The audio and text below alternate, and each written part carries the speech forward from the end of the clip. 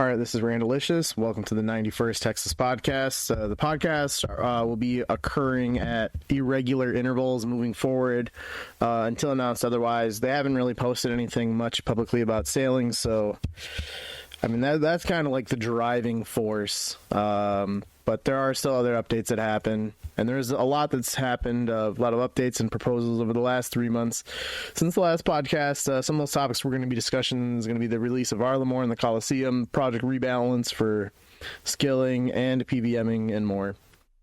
This and all future Hexis podcasts are available on YouTube, Twitch, Spotify, and more. You can submit a topic in a channel that we have in the Hexis Discord, and we'll give you a shout out if your topic is selected and get added in.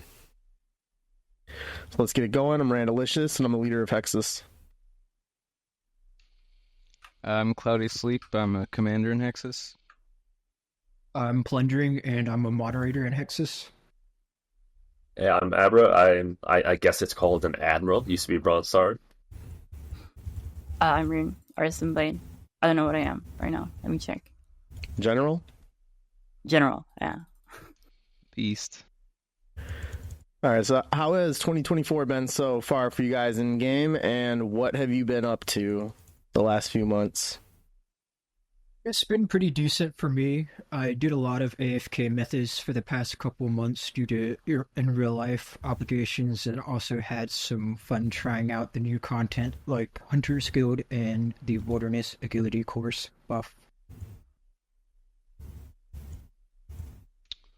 Nice. Game has been pretty good for me. I've just been skill hopping a lot this year. Mostly focused on Slayer, but then bouncing around between smithing and agility at work, and then just catching shooting stars when I'm doing IRL. Kind of more the same, just slowly still working on mining. Been going part of that. It's been pretty fun-ish overall, but I'm looking forward to soon being done with the active portion. Yeah, just stars while at work. Huh? What's your XP at in it? Right now it is 124 mil. Okay. I'm stopping at 135 just to finish the rest of your time. If I need to do more active later on, I will. And yeah, just stars at work and went on vacation, had fun, and I took another week off to do a big mining record week. That was never again. I mean, my year's been like whatever so far. This has been like mining, I guess. Year's been pretty good. Just been focusing on money for the most part. Made a couple bills so far. The things have been nice. And I started getting involved into like flipping, merching of like some items. It's been going pretty well. Been making probably like almost 10 mil a day just on like GE stuff. So I'm going to continue doing that moving forward. And started working on some combat achievements earlier this year. So I've got, well, I don't know how to pull it. Almost 200 of the tasks done so far. So, I mean, I'm not really striving to get Grandmaster or anything in particular, but I've had some fun getting to branch out a little bit into some of this content. Nah, make Hexis PPM great again. You gotta go for Grandmaster. Like when we were the world first for Raids 1. Yes, sir. We did hold the #1 PVM clan title for that day.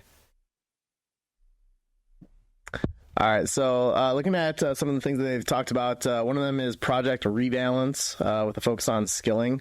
So specifically, agility rooftops XP per hour increased at Sears, Palm Meech, Relica, and Artie. So Artie was buffed. It used to be 62.3k an hour. They buffed it to 70k, and they buffed the other ones as well, but obviously much more minor. No real reason, just, hey, here's more agility XP per hour. Where does this rank in terms of least necessary updates that you've ever seen, and just what do you think about the rooftop buffs in general?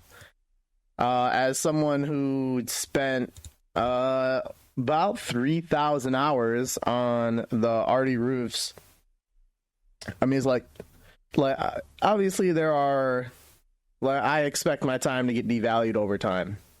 I expect that with shitty updates like the Sepulture. Not, hey, here's 10% more XP for doing the exact same thing. Like, I'd like my can I get 300 hours of just like PVMing drops thrown my way, or 300 EHB for this? I like it. I find it pretty unnecessary because like there's no mechanics that are changing. This is not a rebalance. This is project buff. I don't know. If they modified some other things about it, I'd be okay, but I didn't like the increase to the rooftops.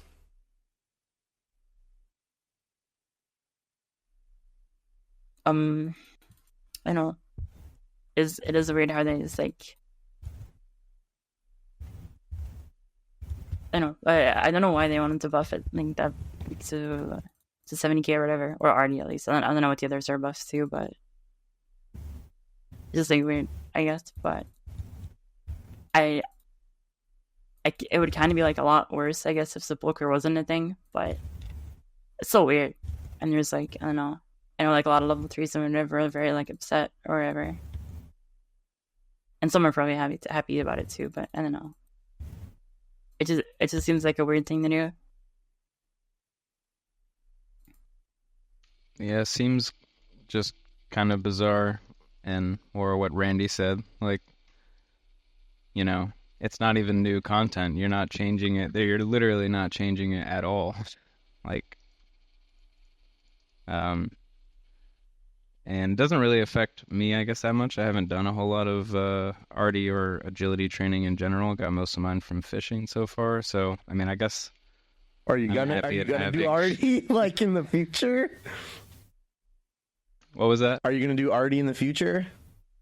I mean, probably some on mobile, like when I'm like doing some things at work. But yeah, I mean, I see it mostly kind of affecting veteran players and level 3s that have already done it. And like Rune said, I guess there's probably a lot of level 3s that might be happy with this, but it's just weird. It seems weird. I don't know. I mean, obviously everyone complains about agility because it's not AFK, but it's a buff, and it's a big deal to 200 mil, but it's like to players just getting 99. Like, is it that much different? I think it says them about like. I mean, again, like I don't know pre-90 how much time they're getting saved, but from like 90 to 99, I think. Like if a player were to just do arty, that's like 8 mil XP. So I mean, they're probably saving like 12 hours, something like that. 12, 14 hours or so to get 99. And none of the content changes. Just here you go. Here's more for the same thing that's been in the game for 10 and a half years. I guess I'm mostly just like surprised that they didn't try to propose like a treadmill, like shooting stars type option that was less XP, because like people would like are actually like want that. I feel like I should edit the podcast and just remove out that treadmill line. If they don't do yeah, don't let them hear you. I mean, I didn't come up with that, but I've heard that tossed around. So, any ideas? That seems like dude. You post that on Reddit. 3K upvotes. Yeah, I'm not taking that to Reddit. Sorry, I was distracted. I was getting some lag. I mean, I'm not upset about it, but yeah, it's probably not necessary. And it's so weird how, like before Sepulcher, like all the different methods actually had like a reason, but now they all just kind of got dwarfed, and it's just Sepi and Arty if you just want to do low effort stuff. Yeah, I mean, it's like are they buffing the rooftops because Sepulcher was way too overpowered in the first place? Like, rather than buffing everything, why don't we just nerf Sepulcher? I don't know. I haven't feel like done it yet, so I can't. It continues to be one of the most impactful, in a negative way, updates to skilling that we've ever had. And I think this is but like correlate or because of that. yeah, but besides just the arty buff, like I'm kind of happy, I guess, about the other stuff they're doing, kind of like shifting around the XP rates so that you're actually incentivized to not stay at the same course for 30 levels. And I think they made Draenor and the one in Shazian level 1, so you can do whatever. Because it's so weird how level 1, you have to go halfway across the map to start agility. So I like that change. Yeah, that's a really good point. Yeah, see that's a quality rebalance thing that you're talking about there, because like that I get something worthy of the title. Yeah, like that. You wouldn't be able to find anyone to be able to complain like, oh, I don't want to walk all the way over to the Gnome Agility Court. Yeah, like that. I mean, you got to use like your Castle Wars minigame teleporter or something. New players aren't going to know this stuff. Yeah, it doesn't make sense. So yeah, having it in Draenor, that's for level 1, great. Like being able to, that's a rebalance. Yeah, I think also they're generally, maybe not completely, but just like generally looking to remove like points of failure. Like the most egregious one was at the very end of the Canifis course, where you could fall and just like lose all your XP. Oh yeah. So yeah, generally there's some good stuff, but some's also just straight up buffs and just wise. I think you bring up a good point talking about the like if you fail on the last obstacle, because that is like where you're getting most of the XP from, even at like Arty. I think if that was spread out across every obstacle, like that's a rebalance. Yeah, I don't know what would be the most appropriate, the best thing to do. Keep the current system and just remove failure, or allow you to still fail, but just reorganize the XP so that it stays roughly the same if you fail at any point. Yeah, I think it would probably be better to have the XP per hour similar to what it is right now, but rebalance it to where it's not. Because, I mean, again, I'm just going to make up a number here. It might be like 60% of the XP you get is from the final obstacle. Like, if it's something like that, then yeah, like, I certainly get rebalancing it to where it's more, like, spread out from obstacle to obstacle. But then they would have to, like, kind of overall lower the amount per lap. No. I mean, they could just rework how, like, you know, the big XP drops at the end. They could just, like, divide it equally, kind of. Yeah. Like it would be kind of weird because that would be a little bit of a buff though for people that are failing, because they're getting more XP before they fail. Then I mean, I think that's more appropriate, because you're talking about a difference of like a couple thousand XP compared to like 8,000. Yeah. They don't need to care about buffing Aggies, so like. Yeah, but that I think is more of a direction of a rebalance that makes more logical sense. The only thing I'd worry about is if there's any courses that could be cheesed, like you just do the first like 2 obstacles that are really quick and then teleport and start over. Nah. Yeah, that's what I was thinking. But yeah, I don't know. I could see that there's no way that when Reach and Ash and Matt K, because that was the only 3 on the team at the time that the rooftops came out, there's no way they were thinking about that. And Big Red Japan. You know, he used to wave at you and scream his name every lap. I think he's still there, no? Yeah, he's still there. But I've seen people think he's a player. He used to yell his name. He used to yell out every lap. It was like, I mean, I don't know exactly what it was, but like it was something like, "Thank you for trying out the player designed rooftop agility course designed by me, Big Red Japan." Yeah, that's so. I don't know. That's so cool. They should do more stuff like that. Yeah, that's like that's yeah. fun. I think that's awesome. Well, the players don't control the game anymore. They never would. They never would. But it's so funny to just have like some random dude like there in the game. It's just cool. Yeah.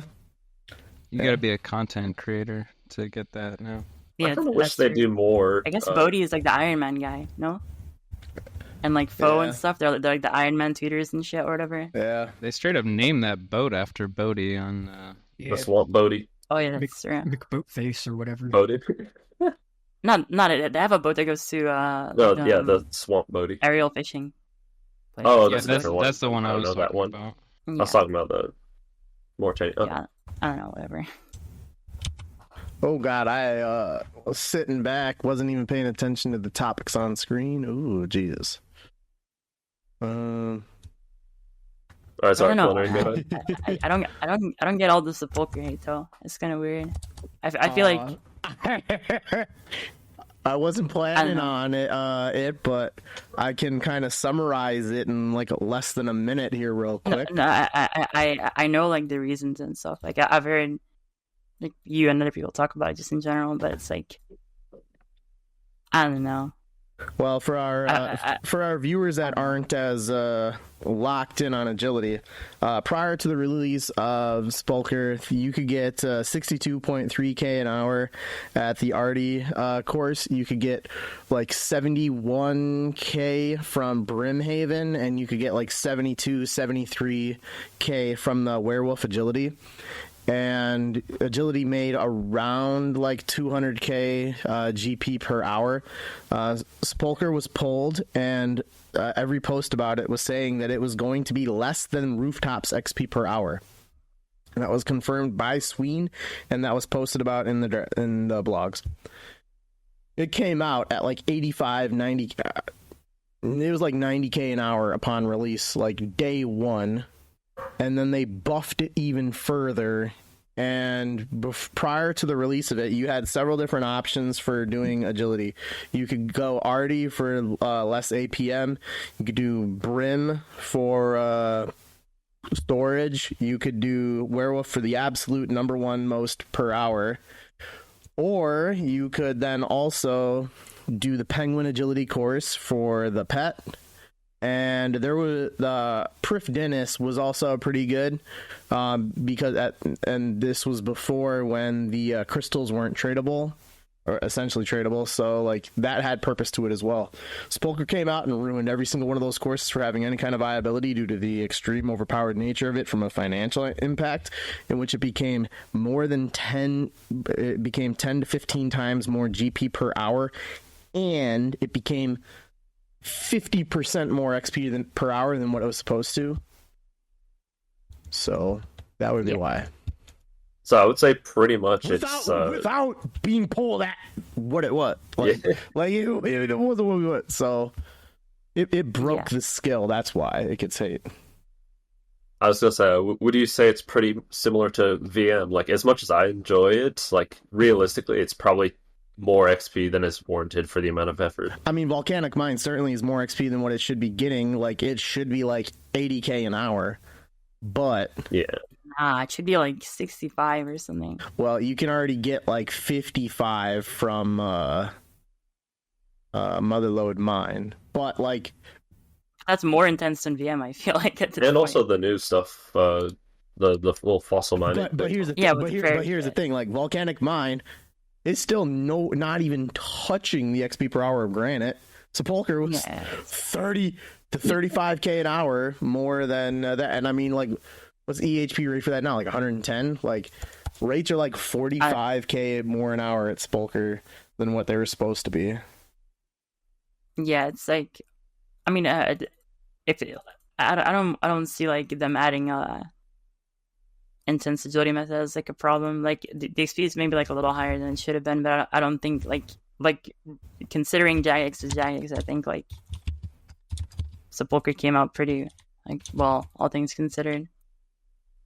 Like for how much from a playability standpoint, people seem to like it, but I haven't done it, so I don't know. They certainly like the XP. Like a lot of people who just like casually play RuneScape, it's like half and half. Some people are like, yeah, sure, I'll put in some effort and get like faster agility, and some people are just like, no, I'll just stick to RD and that's like what a lot of people still do. They'll just stick to RD or just not do agility because like I would have a lot. Agility is one of those skills that has like there's no point to train agility unless you just like agility. Like if you're past like level like 70 agility, there's like no benefit at all, pretty much. I wouldn't really have shortcuts on like the wilderness. I wouldn't really have complaints about it if it was like 85k XP per hour and didn't make 3 mil an hour. I mean, it's most XP, most GP. Like, there's no trade-off where, as most of the time there is. So, I mean, I get that, but then again, it's good content. Yeah, it's just like so many levels.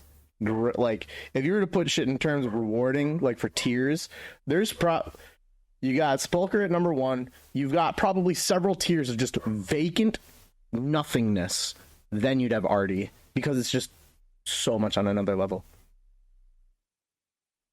Yeah, I mean, I feel like from what I understand, a lot of people who, you know, did Artie before Spoker came out or whatever, they just like did Artie as like their like 3,000 hours to make like money or whatever. So they did like Rin Dragons, or they just did like some kind of money making method to just afford like their skilling in general.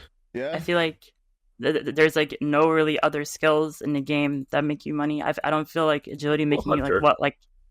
Yeah, but no one like Driftnet is a thing. So if you're doing Hunter, you're trolling.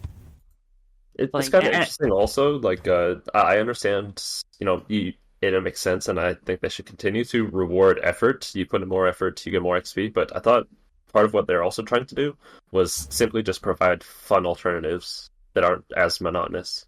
Yeah, but I mean, but these are both. yeah. I mean, like, I don't know. I think Sepulchre is like. I don't know. I think Sepulchre is probably like all things considered, if it could have just like never came out, and you know, like it just never happened, like I don't think I would really be complaining. Like I wouldn't really care. I just see, you know, agility as Artie or whatever. I think I would have been like ranked. I think I would have been like ranked 20 rather than 22 overall if Sepulchre never came out. Yeah, but I mean, like, I don't know. Like most of the people like complaining. Like Randy, for example, like I know, like I'm assuming that you used a lot of the time at Artie to make a bunch of your GP and whatever. Yeah, right? I played on like 4 or 5 Rune Drag alts and was still able to get like 60k an hour while doing it. Yeah, so like, the way I look at it is like you made the sacrifice of like losing. I mean, and I'm assuming for a lot of your IG there wasn't even fucking Sepulchre, but I had like 100. I had like 180 something mil or like around that at the time. Yeah, I mean, like, I don't know, like, I don't see it as like a super the best thing for 3,000 hours. Yeah, I feel like it just makes sense now with like the way skilling is and the way like the community is. I feel like most people now, instead of doing Artie for like a couple thousand hours and making their GP, they would just do VM for a couple thousand hours and make their GP. I feel like that's kind of like what it transitioned to. I feel like people just dislike mining more than they dislike Sepulchre. Or like dislike Granite, sorry. More than they dislike Sepulchre, like... Yeah, no, that's probably true. So, I don't know. It's like weird for sure that it's like a thing and whatever, but I don't think it really changed anything. It just means like the AFK, whatever activity is just something else now. It's got shifted to something, yeah. Yeah. And I mean, like... You know, if you really need the extra time, people can still just do RDs. Like, realistically, like, 62k an hour is still really good. Like, if all you care about is the HP number, sure, I guess. But, like, if you're worried about making GP, then RD is still a great way to just alt and make money and stuff. If you really care about the GP that much, it's not like it like, I don't know. Yeah, it makes it less appealing for sure. But I don't think like the whole appeal of RD is gone, especially with mobile being a thing as well. Plunder? Alright, so I think the XP rate buffs were pretty unnecessary, and the only somewhat necessary changes are the run regeneration and run depletion changes that they've mentioned implementing after a beta test. And I think that's more necessary because it helps the new player experience and it doesn't affect the later game experience at all, pretty much. And I think that's what they should focus on doing when they're doing rebalances. Yeah, it's true. Yeah, I can't argue with that. Yeah. It's always weird to think like there's no other really MMO that I know that has like such like a big like the run system just cucks you so bad. It's a huge yeah, it cucks you so bad. Like it's great. It's not like necessarily a bad thing. It's just like so uniquely RuneScape that the run just like cucks you so badly. Like there's like bosses where you need like stamina and stuff. Yeah.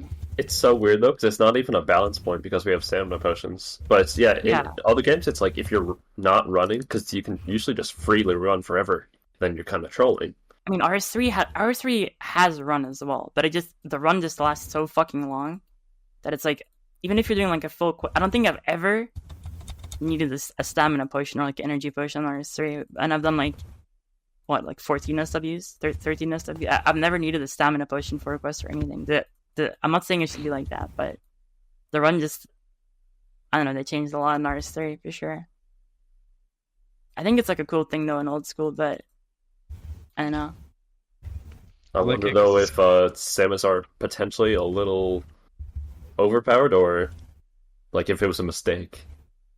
It seemed like kind of just like a band-aid solution to the run problem being so bad. I think staminas are fine, but I think energy pots suck ass. They should probably just buff. Okay, yeah, I could agree with that. If you kind of shift the balance around a little bit, yeah, like make potions better. Because as a free-to-play player, like energy potions they're pretty cheap, they're pretty accessible. Same with like Iron Man, they're pretty low level Herblore. But there's like no point in making them because they give you like 10 run energy and nothing else. Yeah. I don't know. It's probably a bad idea to buff energies because like free to play or whatever. I don't know, but no, I think that's fine. I mean, yeah, I don't think that would really disrupt anything. I mean, there has to be some way. Is what I'm trying to say. Not that I really have an issue with run that often or anything, but I'm sure some people in this game just like get turned off by the fact that there's like a run thing. Yeah, definitely from a new player standpoint. I mean, you're used to playing any other game, like you said, where this isn't an issue. Yeah. I don't know. Yeah, it's definitely got to be a turn off to some people. All right, so moving on, one of the other things in the Project Rebalance is the Thieving. So with Thieving, from Paladins, Gnomes, and Heroes, that's being buffed by about 200% each in terms of XP per hour. Like right now, Heroes are around like 125k. That's getting buffed up to 252k an hour. And this is like, obviously everyone like listening, this is like at 99 with everything unlocked. So 252k an hour with a chance to get rare elite clues. So question, you think that this change should be happening, and how would you like to see Thieving rebalanced, if at all, or do you like the state of the skill right now? So Thieving to me feels fine since there's tons of different methods that are viable. And I do understand how low success rates for certain NPCs makes them never worth doing. So rebalancing it so that there's a smoother progression curve and allowing people to, upgrade whenever they get a level it feels better for new players. And I think that the balancing isn't terrible since now with artifacts and swimming for level 3s, the effective EHP rates are like 350k, 400k an hour. So 252k plus elite clues isn't really that bad, in my opinion.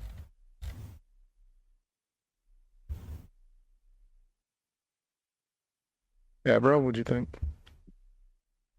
Sorry, I was a little distracted. The XP, it's not too much a problem with the changes. I like being able to get clues because before, if we're being honest, almost everyone that doesn't like take it super seriously just spams foot pedal knights. They at least reined some stuff back. Like they were originally looking to. I don't remember if.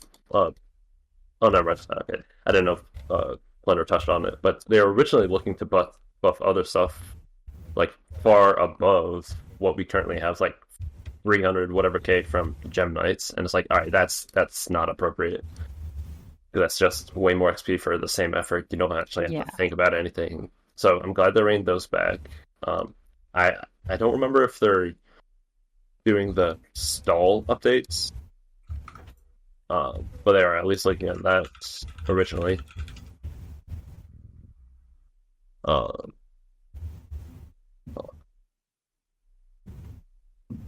don't really have any ideas for Thieving Rebalance right now.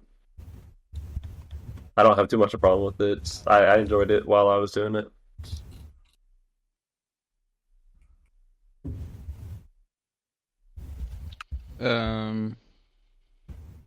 I mean, there's a ton of thieving options already. Not that they're adding a new one, but I haven't read the news post, so forgive me. But so when you're saying that they're talking about boosting them by like 200% or whatever, Are you saying like are they right changing now- the success rate, or are they changing the actual? I don't know. Mostly they were looking at success rate, but I think there might have been some slight adjustments, but it's mostly just success rates to, I mean, to achieve a targeted XP rate. I feel like not as well put as how Plundering said it, but I mean, it does kind of make sense because the fail rate on some of these NPCs are just absurd, and it just becomes either Arty Knight or like Pyramid Plunder and then Gem Knight. Like, so it would be cool, I guess, to see other people legitimately training thieving on other things, but I don't know. I don't really feel too strongly about it either way, I guess.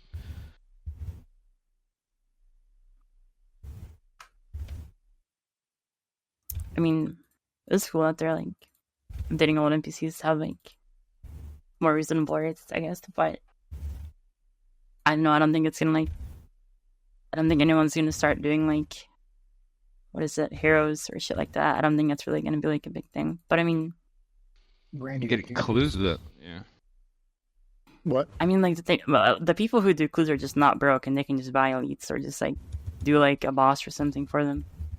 I feel like. So is this kind of, I don't know, could this be viable for Iron Man maybe, trying to get a clue? I don't know, I've never done clues either, so I'm pretty ignorant on how that works. Probably. But like, there's nothing we really get from an elite besides being able to do a master. There's nothing you get from a master that unlocks anything, just like kits, I guess. It doesn't really shift the meta. It just kind of, like, if you care about other things, it gives you more options. Because, like, you could just stay your knights, whatever, but if you want to like take a little time away to do clues and you want a little bit more GP, if you care about other things, then you could do heroes or whatever. Yeah, seems kind of, I don't know, seems fine, I guess, but the way it was phrased here, it was like, damn, 200%, that seems insane. But I think then you remember how bad it is now. Yeah, it's really bad. Yeah. The clue chance, you couldn't get that before, right? Like that's a new addition for the heroes and gnomes and shit, right? Yeah. I think that's a good idea. I think giving people more of an opportunity to get clues is a good thing. To where, the general, but like people, not us particularly, but most people really like doing clues, and I think pretty much offering even more ways of getting clues is a good idea, and one that definitely I'm okay with. The XP rates are a little high, but then you factor in like what the effective XP per hour is with the multi-skilling crap that we have, and it's really not even that bad. Yeah, like I was gonna say, it's insane to me how like pickpocketing is even close to what blackjacking gives you. It's insane. Or plundering. Plunder is only like marginally faster for all the effort. Yeah, it's like also I just hate artifact. I think artifacts is like, I don't like it. Artifacts is probably like my single least favorite thing to happen in skilling in the last like couple of years, 2 or 3 years. Yeah. Maybe besides Goater, but that's like a personal thing. I feel like artifacts is just really lame in general, though. Yeah. But I mean, it's just weird how pickpocketing is like the same, if not better, than blackjacking in general. I feel like they should. I don't know. I feel like the Czars. I mean, it's been this way now for so long, but it's like I feel like thieving is like so dead. I feel like artifacts is a thing, Czars is a thing. So you either like do some like Fortnite method, or you just don't even play the game to do thieving. So it's like it's cool that they're adding like clues and whatever to like the old NPCs that are like less used, but I don't know. I don't think it really improves the skill. It might make it more appealing for like people who really want elite clues for some reason, but I'm sure there's going to be way better ways. All right, so moving on, one of the other things in the project Rebalance was Slayer. So Vannaka is going to have 12 tasks removed. It's going to be changing it from 56 down to 44, according to the post. From what I saw, they weren't kind of specifying what those 12 removals will be. I don't know what they're going to do in terms of weighting, but is this a real rebalance? Like removing 12 tasks? Like certainly they're not going to be removing smoke devils and shit, but like Dude, it's Vannaka. There's no way Vannaka can send you Smoke Devil. Okay, just like I know what you mean, though. Yeah. Like I'm assuming that they're talking about like shit like rock slugs or some stupid shit like that. Yeah. So I don't know, like. But I mean, yeah. So I mean, obviously, this is just really kind of aimed at a small, like people starting Slayer. Yeah. However, like, do you think that this would potentially, the last sentence that I wrote on there is incorrect. Do you think that this would potentially like impact how they want to rebalance Duradel? Like, do you think that we could see them starting to go into that route, but like rebalancing, but in that just buffing? I don't know. Mm-hmm. Like, what do you think the greater impacts of this could potentially be? I don't know. They've made like a lot of changes to like. I mean, just like I said earlier, I think that you guys were talking about like changes to like a Draenor course or whatever, make it level 1. I feel like they just make a lot of changes to like beginner areas of the game to make it like more welcoming. I don't think like because like I don't think any task on like the Duradel list is as like barren as something like rock slugs or like wall beasts or shit like that. Like I don't think there's any like there's no reason in the world to ever kill those things. Unironically, like there's no reason. Maybe like 20 years ago, well not 20, like 15 years ago or something, sure, but no, actually it would be like 18. I don't know, but either way, like they just make a lot of changes. But same with like the adventure pass, same with like the fucking what's it called? Didn't they like add an anvil to Lumbridge recently, or like only for smithing bronze stuff? Yeah. Like they just add weird like little cute like little skilling like introduction or like making it easier for like noobs and stuff in like the beginner areas of the game. I don't think it's like a super big thing. Yeah, I think that this is because I know for a fact like I started Slayer like in like 20 because I started playing 2017 when I got my first Slayer task and it was like cave lizards or something. I was like, yeah, we're good. And I just went back to doing whatever I was doing. Yeah, like so I kind of Slayer is pretty poor, especially like if you don't have a cannon as well. Yeah, it is weird though because I feel like most people who play this game, and maybe that's an issue with Slayer in and of itself. I don't know, but most people who play this game kind of leave Slayer until they're able to use like Neve because like 85 combat is really not that hard. It's like a couple hours at the Sun Cramps, like a day at the Sun Cramps maybe. Mm-hmm. And you can do like Neve is like that's like it's pretty way darn good Slayer more than a day. Okay, but like if you're actively playing the game, like getting 85 combat is like not a really massive ask. I feel like. I mean, what is that? I mean, probably not, but what is that? Still probably like 70s. Yeah, and also Konar exists, which has like way lower requirements as well. And I feel like most like noobs people, the most noobs now do like Konar or Neve or Steve or whatever. But I don't know. Yeah, so the task stuff itself, like which tasks are assigned, I really don't think is necessary. If anything, they should just look at those individual creatures so they're not so bad, not just forget they exist. Yeah, they could give them like no one wants to do metal dragons when they're low level. That's why they made the whole like, hey, recommend stuff based on my combat, which I think is on by default. If it's not, it certainly needs to be. But besides that, the other thing that they're doing that I actually do like is like the task quantity for the earlier masters, so that they assign less, so you're moving around more and you're naturally getting more Slayer points instead of having to like Turiel boosts. So like, are they looking That's at are they looking at it more from a point increasing standpoint, or like if they're lowering the amount of like shit that you get assigned for the poor tasks, are they like increasing the XP for those to I don't know. No, like, it's the exact same. It's just you won't be stuck doing like 150 of some shit task. You'll get like 70 or whatever, so that you can just kind of do fewer. I need to get out more tasks, but fewer, yeah. So naturally getting more points. Yeah, that makes a lot of sense. Okay. Yeah, Turiel skipping. Wait, is it my turn? I'm not trying to. No, I mean, if you're adding to what someone's saying, I think it's like whatever. I know. I think it is actually my turn anyway. So, yeah. I mean, because Turiel skipping is kind of like you're just kind of gaming the game to play the game more efficiently, which is like obviously fun for some people. But if we're looking at rebalance, like aiming changes of content for like new to like mid-level players, then I mean they're definitely not gonna want to spend like hours just grinding some newbie Slayer. Man, I don't know. I feel like it would give you more of a sense of progression. I think so. And I guess we don't know what tasks they're looking at adjusting or removing, but I don't know. What Kinda also seems to be a if good they idea. just what if they just add more like low level Slayer creatures? There's a lot of Slayer. There's a lot of Slayer creatures. I It's just feel kind like of wild.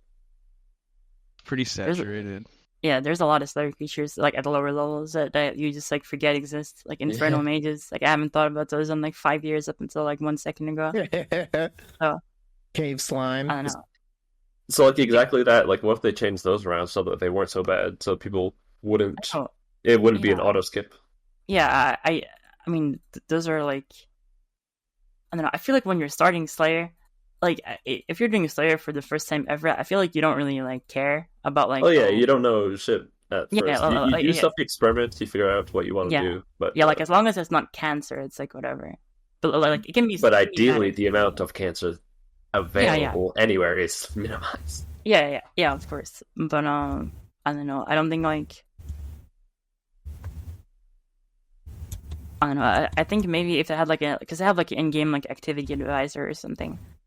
I feel like Slayer is like scary for a lot because I know when I was starting RuneScape, every task I got, I was like, OSR is how to kill like OSR is how to kill a gargoyle. No, not even gargoyle. Like some like OSR is where to kill Blood Veil or some shit like that.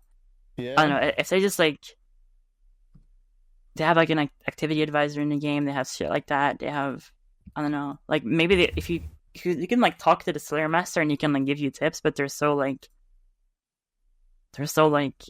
Vague. I think general. they're Yeah, relying on okay. the integration of like the wiki button and stuff. I think Yeah, to do but- a lot of that lifting for them. Yeah, but like that's fair and stuff. But like it's just kind of like most people who are just trying out a game for the first time are not going to be like, oh yeah, let me wiki this. Let me check the fucking wiki. Yeah, Yeah, it's a very like that's- RuneScape. It's a very RuneScape thing, which is and it's like fine, but It I could don't know. definitely tell you in a chat box like where like locations to look Yeah. or whatever. Yeah, I think that's fair. yeah. Yeah, think- I guess they're slowly working on making it more approachable to new people, but just like in my mind, this isn't really a game that if you're a casual player that you gravitate towards and actually stick around for. But like once you're actually deciding to stay, then all right, you'll have a good time. Yeah, I mean, I don't know. Slayer's just like interesting. The way it is, I don't know. It's definitely like one of the weirdest kills in the game, but For sure. I feel like some stuff about it is inherently going to be confusing no matter what. But I don't know. I guess the question was, do you think it's going to change there at all? What do you guys think? I don't think it's going to really do anything. If it I goes don't. well, I think they might look into how do we make Duradel better? How do we make? Dirt doesn't really need to be better. Well, He's good, and then if you're high enough to do dirt, to some you have JMOD access. who has 84 Slayer and like you know you get too many people on the team getting stupid ideas. There's not enough no's to go around. They might look into a Duradel buff. I don't know. I think there's potential for it, just because like if they're looking Yeah. at the lower portion, like there's probably going to be a discussion. Hey, what else could we do to the skill to improve it? Oh, what about Duradel? And then maybe they look at that. But I don't know. We already have 7 blocks. They also then have like Yeah. several things that like you can permanently can block. store tasks. Well, yeah, you can Yeah. store tasks. You can like permanently block like the wyvern, skeletal wyverns, which is like essentially like an 8th block. I mean, there's a lot of blocks that you can already get, so I don't feel like they should touch Duradel, because yeah, I mean, you are able to get over 100k an hour. Again, 99. Blah, blah, blah, blah.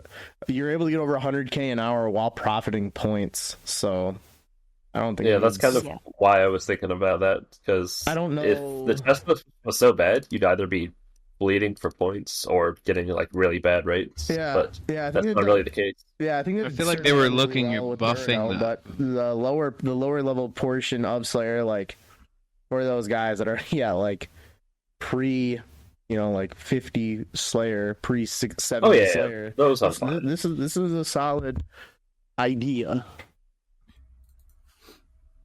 Yeah. Yeah, for Vannaka specifically, I can only really see restricted builds under 85 combat really getting a huge benefit from this. Since once you're 85, there's really no reason to do M. So, yeah. I don't think it really affects the later game players at all. So, not really against it at all. I feel like they're kind of, the idea with this and with Thieving and stuff is kind of because they're looking at how good the end game content is, and so they're reflexively buffing the low to mid game. So I don't know. I feel like Duradell's good for now, for a while. I really think in current year, like, Slayer is really not like anything super amazing. Like, I know, like, around the time that I started the game, like 2018 or 2017 or whatever, like, they had Cerberus, they had, Slayer was never really like a good thing, but they came out with the Hydra. I remember Hydra was like this really big thing, like, oh my god, let's go, Slayer is like good money again or whatever. I feel like in current day, like, what's the most recent big Slayer update? They added Fire Watches to, like, you can unlock Fire Watches if you want. You can kill like the basilisks or something. I just don't think Slayer is like a super, like, I don't know. Like, I feel like Slayer is a lot more worthless now than it used to be. Which is like, it's fine. It just kind of happens, I guess. But yeah, I mean, I'm certainly happy that I finished Slayer when I did before they added like 4 more tasks that I'd have to skip. Yeah, I don't know. I sure don't they'll come out with something like a PV, like a boss Slayer. I've seen people talk about that. Yeah, dude, like 4 years ago, they were gonna add like a boss Slayer master, and they asked like, oh, should we have like raid tasks so you could get like a Chamber of Zozeric task and the Slayer helm would work in the raid or some shit. It was like ridiculous. Everyone just like lost their mind. And then they just like they kind of just like scared away and then never really talked about it again. I don't think they wanted coming back. The combat bonuses. It was just that you would get XP. Okay. I'm pretty sure that they did ask at some point about like that Slayer helm working or some shit. I'm pretty sure they did like propose it. I mean, it's been like 4 years. Oh yeah, no, it's been forever since they talked about that. Also, like, Partner Slayer hasn't really been in much discussion. I don't think it might have been in that blog, but it's been months since I read it. Yeah, I think it was brought up in the last game jam.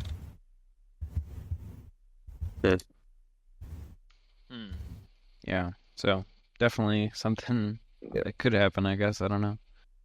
And then I can't speak on it too much, but like, I saw there is a design for like a redo of how Slayer is. I haven't actually watched all of it yet, so I can't comment. But it was by Hibux Junge, so I guess I'm probably the only one that actually knows about it. But that's just something to put out there to go look at. It was posted in the shout box like an hour and a half ago. Yeah. No, I saw the video pop up, but I was like, nah. At the time when I pulled it up, it had 171 likes and 100 dislikes. So I don't know. Yeah, no, I only watched like half of it while I was eating breakfast. Wait, I thought they removed dislikes. How do you see dislikes? Oh, you can get like a Chrome plugin. Yeah, you can get like a Chrome extension. Oh, you can just see it with the plugin. That's great. Yeah, I do that. Yeah, just a Chrome plugin. That's what I use. I think it's called. But you got to be able to see the dislikes, man. That's like taking that away is fucked up.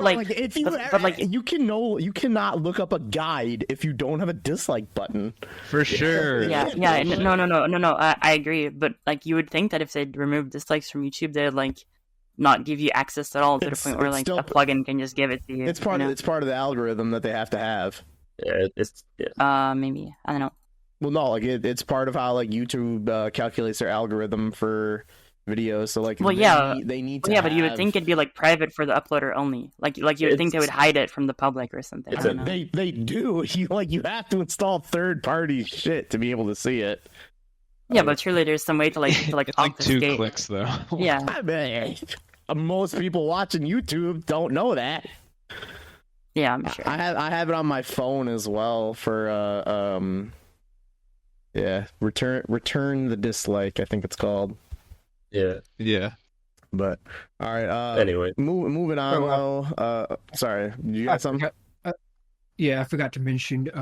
I believe they specified some of the bad tasks they're removing, like scorpions and bears, that kind of stuff, or at least reducing the amount that you get assigned. Okay. So it's gonna be shitty tasks that get removed, not the good ones, obviously. Okay.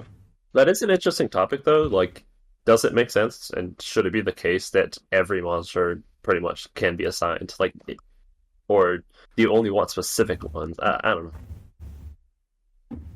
I mean, yeah, there are a lot of monsters that don't have any Slayer requirement and are just regular monsters. So Because that could be a integration more for like the early game for people to actually explore what the world You contains. get like a man task. Yeah, I mean, I don't think those are tasks. they're not. That's what we're saying. Moving on though, one of the other things part of the rebalance is the Zalcano. They're looking to buff it to being at least like 1.4 mil GP per hour. So a couple things on that. Like, have you ever done the Zalcano before? Would this be a fine buff for the amount of effort it takes? What are your overall thoughts on buffing it?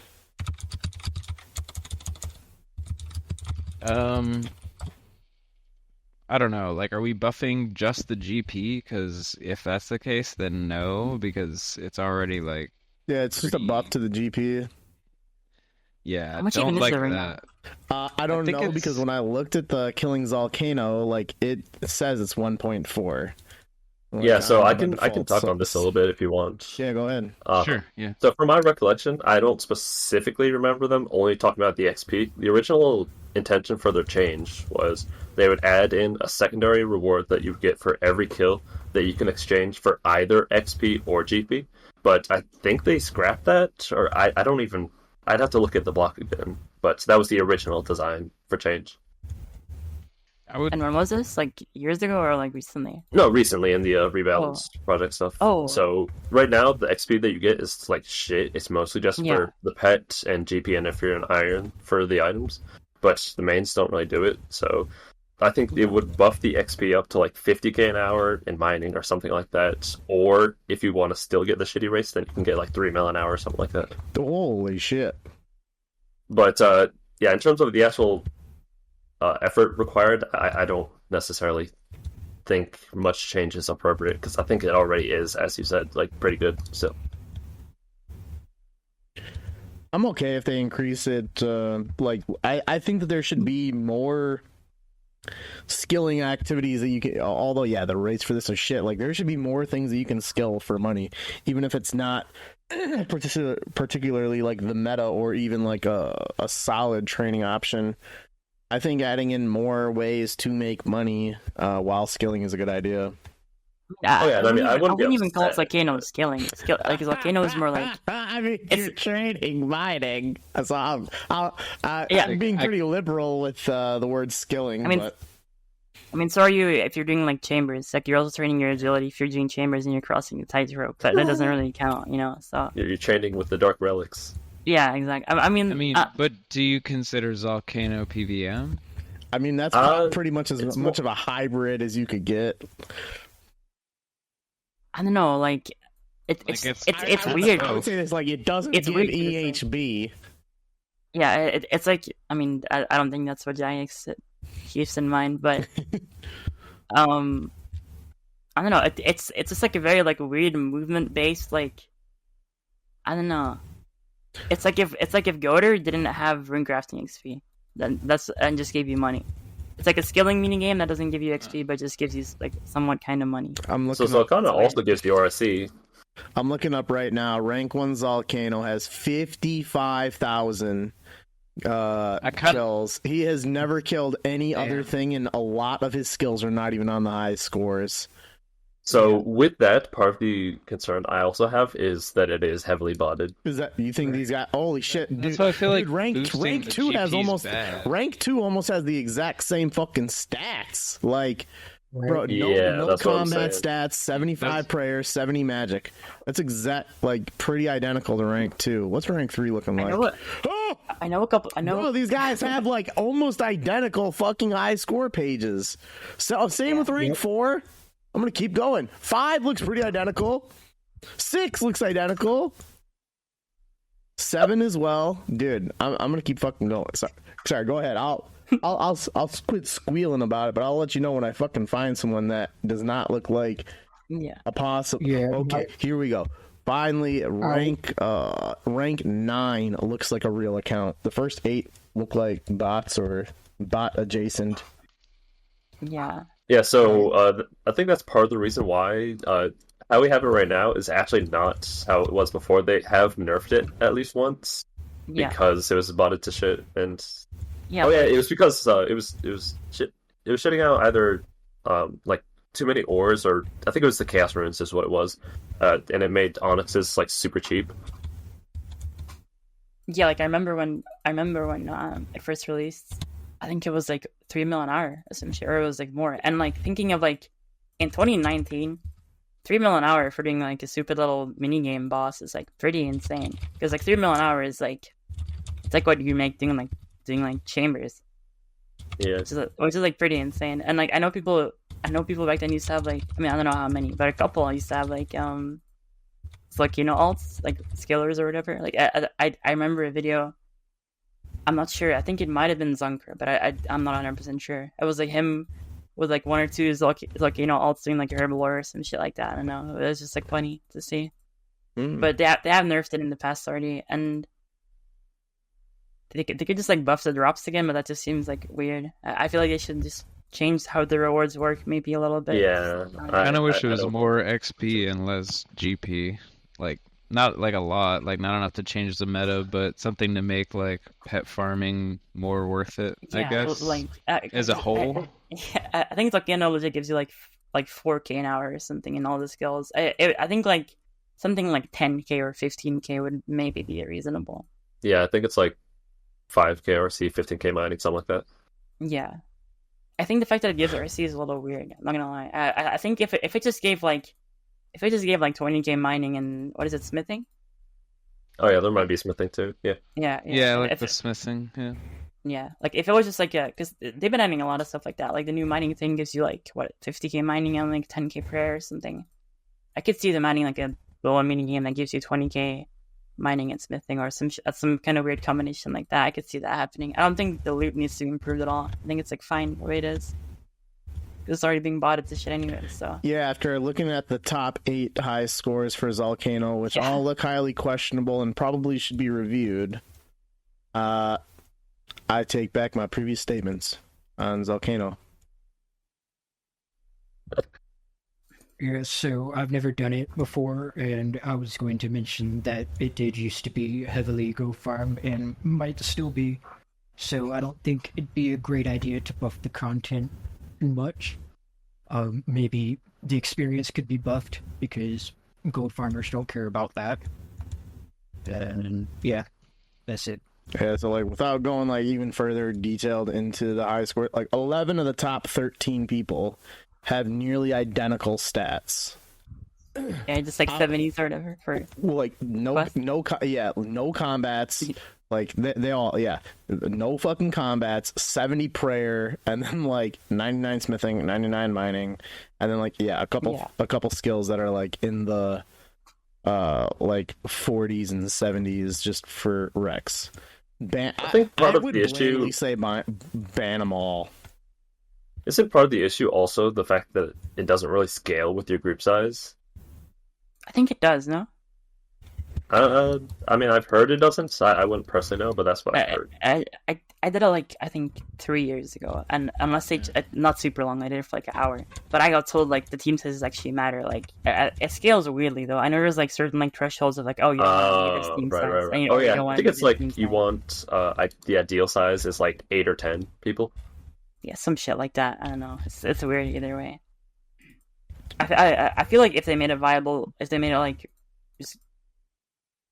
if they made something like Zalcano like just good to solo, or just like I don't know, just scale Yeah, so it I think normally. probably what they should do is scale the drop rates of the stuff that people actually want to be there for, so that it's potentially a little easier to get, and then it'll be much more obvious who the botters and the farmers are, and then you just ban them.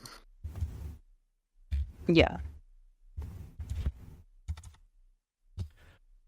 All right, my dumb ass was forgetting to keep live timestamps as we were doing this, so fuck me, it's gonna be a little bit of a process to go back and look at. But moving on to project, like continuing on the project rebalance, they're looking at doing NPC defense changes.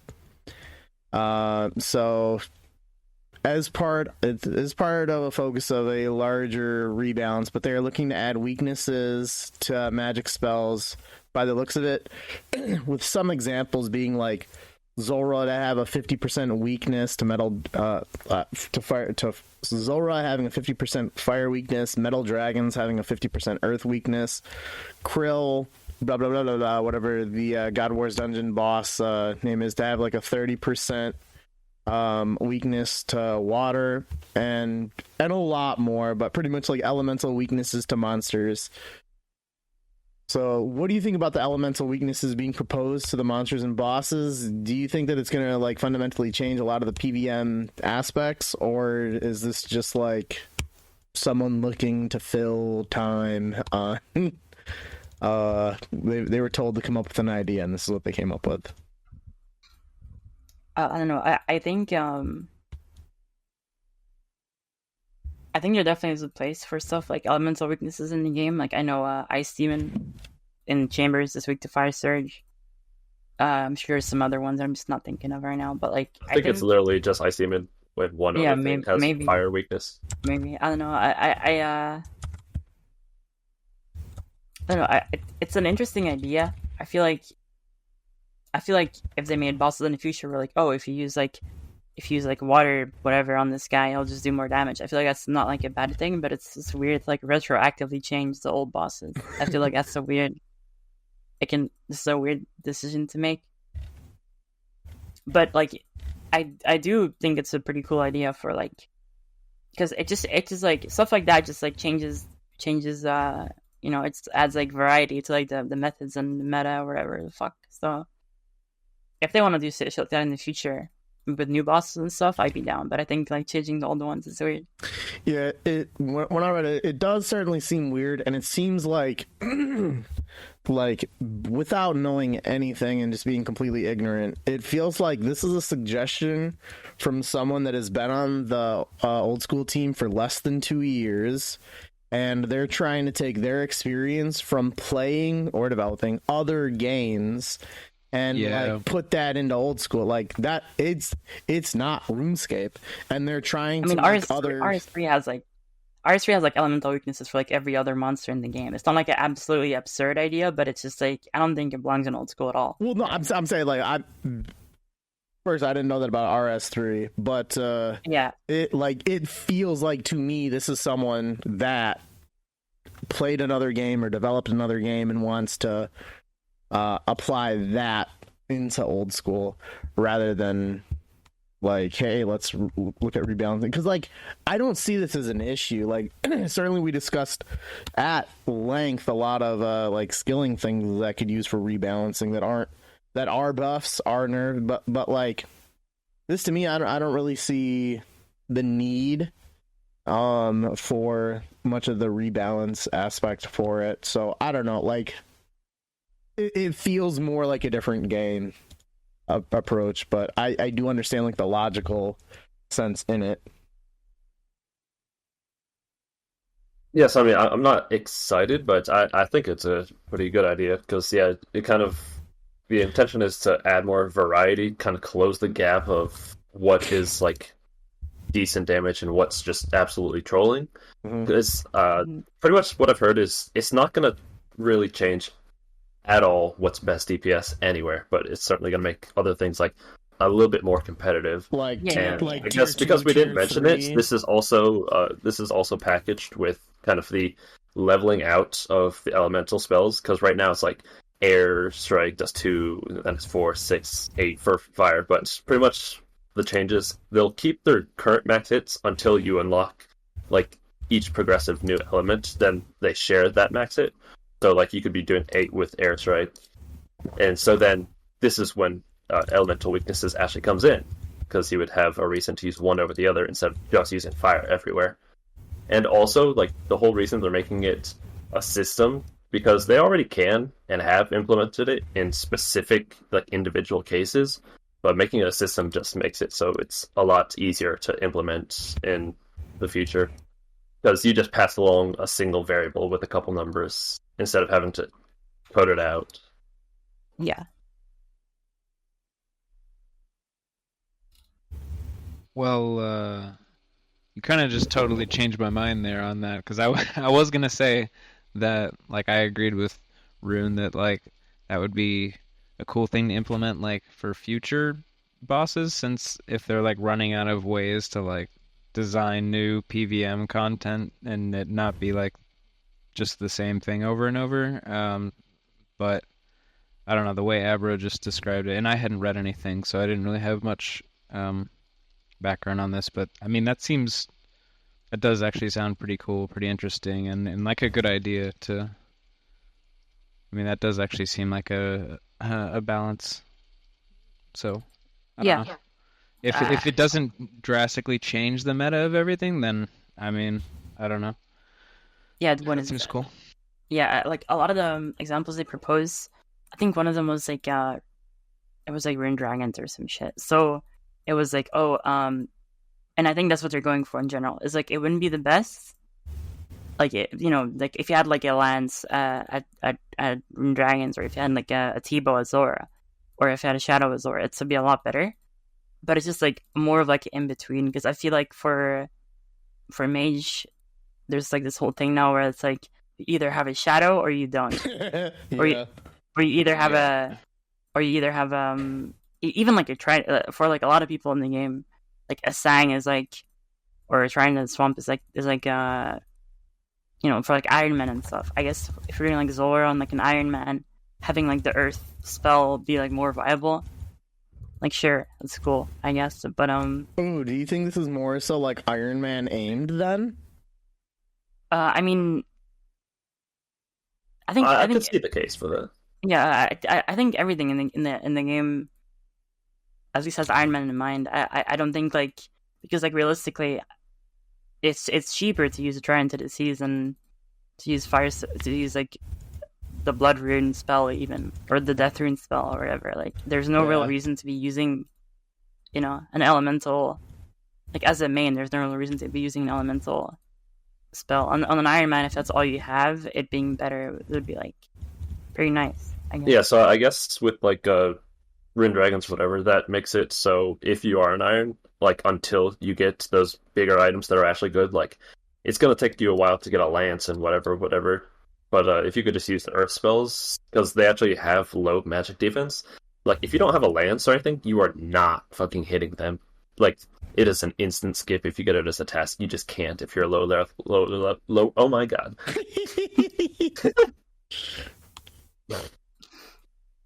You just done on that? Yeah. All right. So moving on to the next one, then is going to be the ranged rebalance that they have, and that is for like defense types. So they want to look at adding weaknesses based on 3 different types of ammo. So heavy, standard, and light. Heavy ones would be like bolts and javelins. Standard would be arrows. And light would be like darts and knives. So some monsters will have a weakness to the type of ammo. As an example, they said Nex would have a weakness to heavy, which, would be like bolts. So looks like they're going to try to be doing this for other bosses as well. So do you think that there should be a ranged rebalance for these ammo typings? I mean, again, it's pretty similar to like how the magic one is. It's just like a different coat of paint on it. What are your thoughts on the range rebalance for ammo types? Yeah, that's right. I was right about to say the same thing. It sounds like just another layer of complexity that they can add to like pre-existing content that's like relatively simple. So at first glance I was like, oh no, that sounds fucking whack. But I mean, if it's kind of like the other thing where it doesn't necessarily change the meta too much, then I mean, I don't know, why not? I guess. Yeah, I skipped the last question, because I have the same opinion for both. It doesn't really, if it doesn't really affect the meta, then I don't really think it's a bad thing. And if it's improving the progression feel for earlier players, then that's always good. Getting newer players to play is always healthy for the game, I think. Even if it might not seem that way. See, like, yeah, it's pretty much identical to the Magic one. Although, like, I don't know if I hate this one, or not even hate, because that's not even the right word. This feels better than the Elemental one, which I know just sounds stupid. What? Yeah. I would agree. I don't know. It's like there's nothing that would inherently say like why something should be weak to that element, unless it is like directly, hey, this is a fire giant weak to water, something like that. But like this one, you could kind of make the case for like, oh, it has a thick hide, a thin hide, it's brittle. If that stuff actually lines up, then sure. But you know, no, like it is like adding a lot of complexity to it, and rebalance. Yeah, I mean, surely that this will make other things other than T-bow, Zarite crossbow, like better for what, like so. No, but that doesn't make sense. That doesn't, because those weapons still use those ammos. That doesn't change anything. Yeah, but it's probably well, if you're not using that gear, so like yeah, that's the weapon. I'm saying, but the ammo is going to be different. You're going to see. Yeah, but the ammo ammo you're using is the same. Like if if you're using, I'd imagine it will close I'd imagine it probably closes the DPS gap, similar to how the Magic rebalance would. But I don't know, like these seem like fine. I mean, I don't hate these. I don't love these. They're just okay. Yeah. Like, was this necessary? Like, I don't know. Again, like to me, this feels like we have so many staff members. Please just come up with ideas, rather than like, oh yeah, necessarily. Let's make it happen. Yeah. I don't know. This feels kind of pointless to me, because I feel like, at least with the heavy ammo and the light ammo, that's just like already a thing. Like if a monster has lower defense, it's better to blowpipe, which is like darts or weak ammo or whatever. Yeah, but I guess they're just. I get what they're saying, but like it's already. You're right. It's already in place. Like it already is a thing. So the only thing. Yeah, use the. Yeah, go ahead. Yeah, like this already like exists. I guess they could like. It does. It would be weird to make like another, because I don't know, the way darts and shit just work is because they're a fast weapon, but they have low accuracy. So if a monster has low defense, they're just better, which is pretty much what it just sounds like they're gonna do with with the light ammo, whatever. That's why I guess it feels more natural.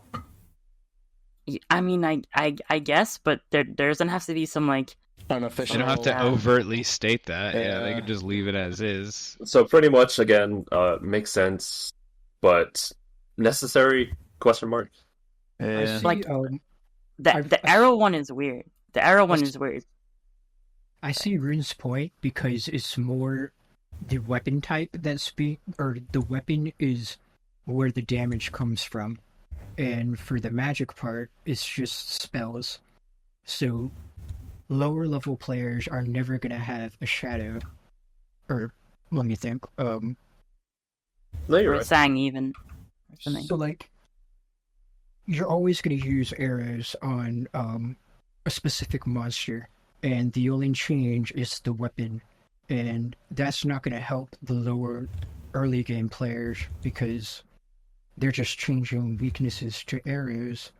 But that, if they don't want to make the T-bow too strong, and they can't change that too much, but then that would also make it so the early game players aren't benefiting that much either. Yeah. For magic, mean- it makes sense because they're just spells, and you don't have to be rich, and you don't have to be an endgame player to be able to cast those spells.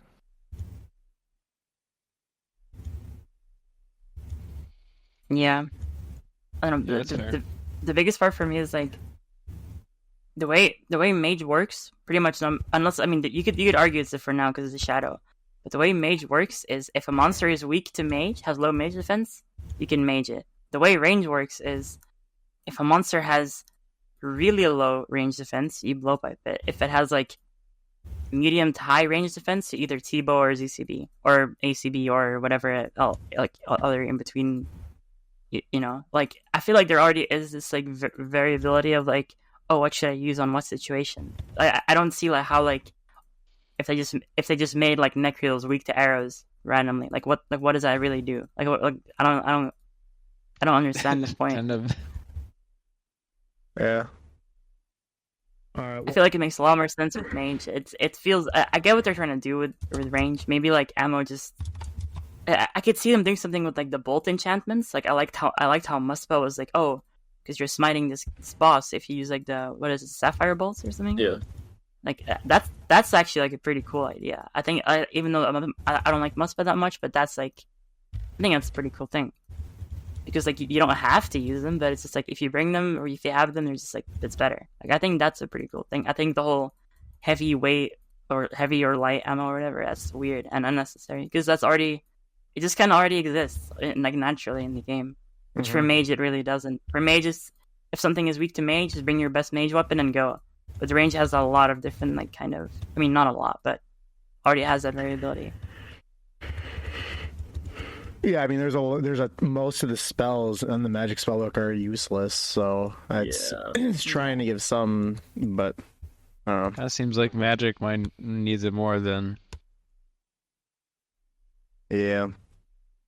All right, moving on. Next, we got, again, different project Rebalance, but it is as part of the item and combat adjustments. One of the things that they're looking at is redistributing the amount of magic damage percentage that you get. So I included a link in there if you want to check out the image, but pretty much... every piece of magic that you would reasonably use is going to get buffed from around like 1 to 3% damage per piece, and the occult is going to get nerfed. So what and augury is also getting buff as well to a damage percentage. So that's a big one because before it was just accuracy, and honestly, most people use that, like, at least from my time, I found augury to be most useful for, like, tanking PKers, rather than actually being an offensive spell that you would use. But the overall amount, like, the maximum damage percentage increase that you can possibly get is still going to stay the same, but pretty much they're just ripping it all away from the occult. And That's not true. There are a couple combinations that are, like, buffed by, like, 1%, but... For the most part, yeah. Okay. I didn't like from over what we currently have right now. Like there are a couple combinations that are gonna be like if you have like certain weird like combinations of gear. I think if you're ice barraging with like the ward and whatever, I think one of them is On like a Slayer gives task? you 1 or 2 more. Yeah, shit like that. Okay. Or just even off task. There are a couple combinations that will end up being like 1 or 2% more or 1% less or some shit like that. Okay. But yeah, so like for the most part, you're just spreading it around. But I think the max is actually improving by 1. Okay. Like unironically, there's pretty much just the ice barrage buff. Yeah, so they're pretty much just ripping it all away from the occult, though. Like is the reasoning.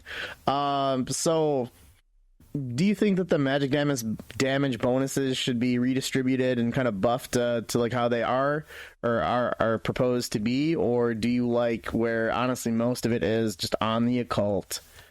What do you think about the overall redistributing of magic damage? What do you like or dislike? Talk about it. I don't know. I'm fine with the occult being like a really good item. It doesn't really matter to me. I'm fine with being like the the powerhouse that it is, it's fine with me. I understand them wanting to. Do you think their issue is? Sorry to butt in. Do you think that their issue is 90 Slayer is a lot for an Iron Man, and for mains it's way too cheap for how good it is?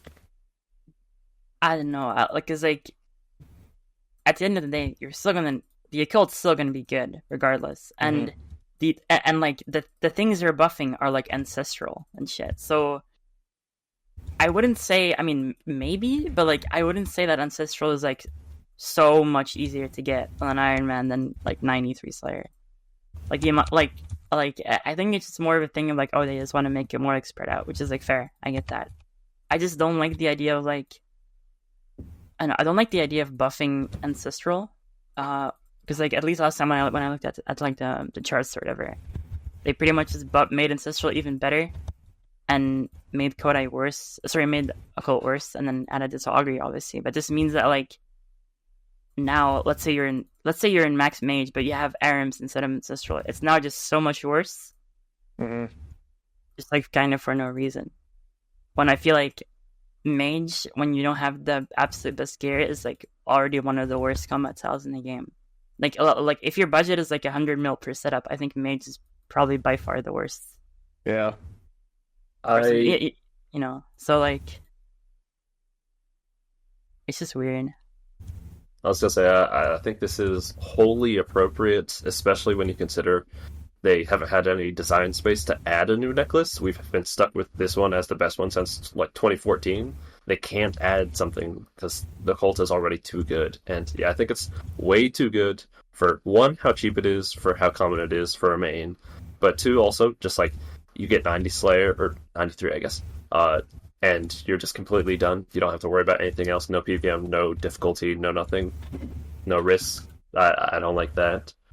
The only downside to this, which I guess it's only a downside for like speedruns, but is this will essentially force you to do like an 8-way switch to keep the same DPS. Yeah. Because before it was, all you needed was the necklace, the occults, and you're good. Your staff. Yeah, but that just seems like so bad. Like, that shouldn't have ever been the case that you could just have that one item and be good enough. Yeah. Like, I think if you're maging, you should be maging, not have some, like, super efficient hybrid. I think it's mainly a problem with the shadow, though. I'm not gonna lie. Like, I feel like most of the things where you're like, oh, like let's say TOB, for example. So in TOB, unless you're the freezer at Maiden, there's no reason to bring mage gear, because you mage, the only thing you mage is the Nilo boss, which is like, it has no mage defense. So like, and that's like fine. It's the same way Barrows works, because they don't have any mage defense. There's no need to bring like ancestral, so you can actually hit. You just bring like a Sang and an occult, or a shadow and an occult, I guess, and you just hit him, and it's fine. But like, I think the shadow is just like, the fact that shadow is like a thing now makes everything about like the mage damage bonus seem way more. I mean, it makes them more of like a problem for sure. But I still think like I don't know why they don't just have the occults and put it with augury and then call it a day. I don't know why I have to change the other ones too. Oh, you mean like only tone down occult and put that onto augury?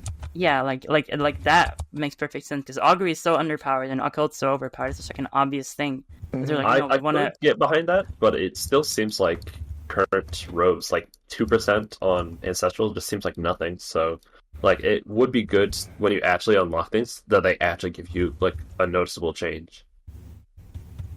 I mean, the thing is, because of the shadow, 2% is 6% or 8%. You know, Sure.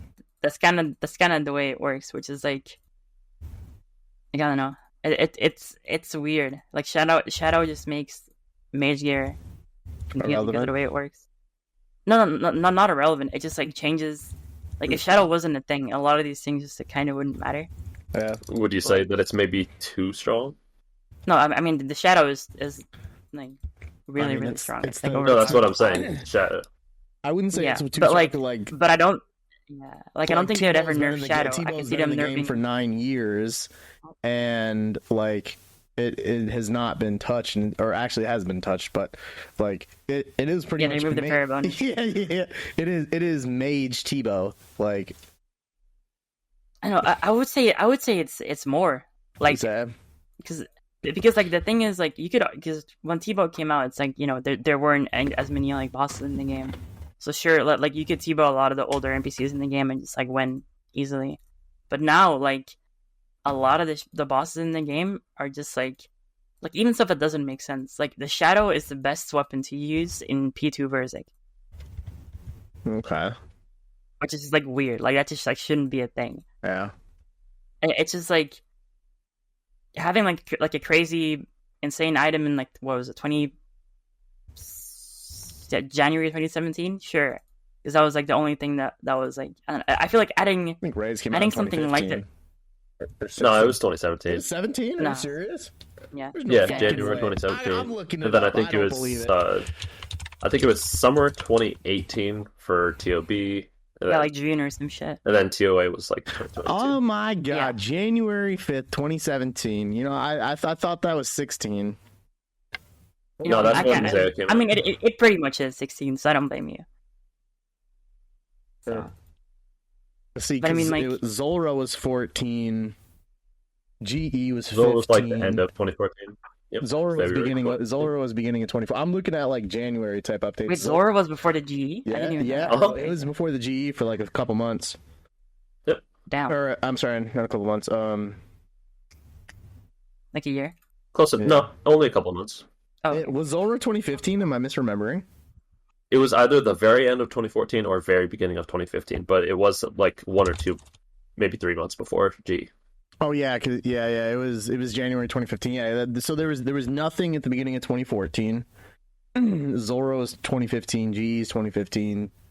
Okay, Zayas 2016. Raids 2017. Okay. I got all right. I got my timeline back in order. yeah. But yeah, like I don't know. I feel like with the amount of stuff that's been added to the game since like 2017, I think adding a weapon like Shadow now, like, is a lot. I mean, the T-Bow back then was still crazy. Like they had to nerf it because you could just like T-Bow all the DKs and shit. Like it was stupid. Mm-hmm. But like, like it was like 2017. They were figuring shit out. It was their first raid. It was whatever. But adding a weapon like the Shadow now with the same PBM and gear and whatever is in is like, I don't know. I feel like it just changed everything so much. It means like there's two entire different like worlds of magic where either you're using a spell or you're using like a trident or any kind of anything, or you're using a shadow. And those are two completely different, like, there's a lot of differences. I just think, I don't know, it's weird. It's crazy how big the gap is. 'Cause, I mean, Yeah. they're called mega rares, but like if you think about it, it's like mega rare. It's just mega expensive. But I mean, like everything is. I mean, Like, the rarity doesn't fucked up even from matter. how big the gap is. Yeah, the rarity doesn't even matter though, because like, Yeah, exactly. You just pump enough out, and they'll come yeah, I mean the T-Bow is a lot rarer than Shadow, but there's still fucking like a billion of them. So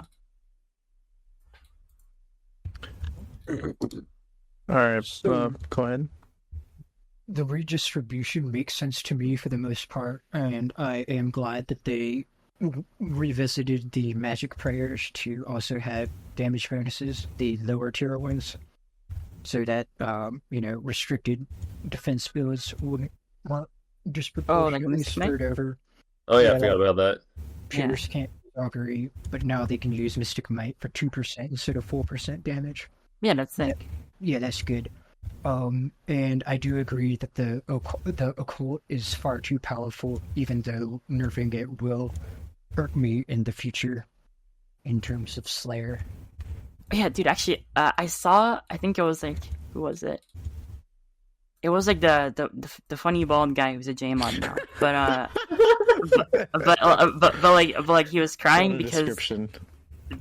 like the way the mage like damages work or whatever, because as a peer you can't wear like ancestral or fucking all that bullshit, right? So yeah, Mystic Might was getting like 2% increase or whatever, but that meant like, oh, because the occult's getting so much less, they ended up getting like I think like 2% less or something, which is like, I mean that's like a thing, I guess, but like I know some people are super like up in arms about that shit, but I just feel like it kind of doesn't really matter. I feel like the shadow being a thing kind of like nulls any complaint of Mage being like, oh, don't nerf Mystic Might or don't nerf pure Mage or whatever. I feel like it's like whatever at this point. Okay. Moving on, so we are certainly filling up a lot of time, which is good. My last bit that I'll talk on it.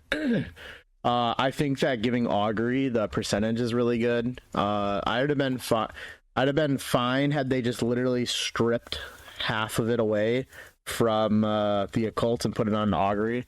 I don't like that Arams is getting a percentage buff. Wait, it is? Yeah, Arams gets 1%. Oh, they updated it then. Yes, yeah.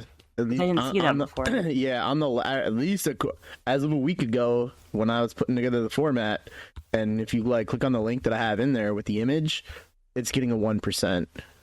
Oh, sick! Yeah, because I remember they released a blog post where Arams didn't have a 1% buff. But yeah, sorry. Yeah, so that's why I'm curious as to why that. I don't know, but overall, I think it's okay.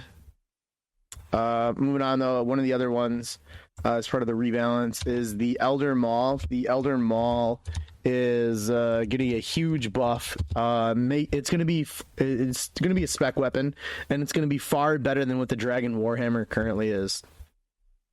As a result, the price of it has drastically increased. So if you were to look at a graph from 6 months ago, it was less than 10 mil. And as of a week ago, when I put this together, it was 160. Let me check the price right now.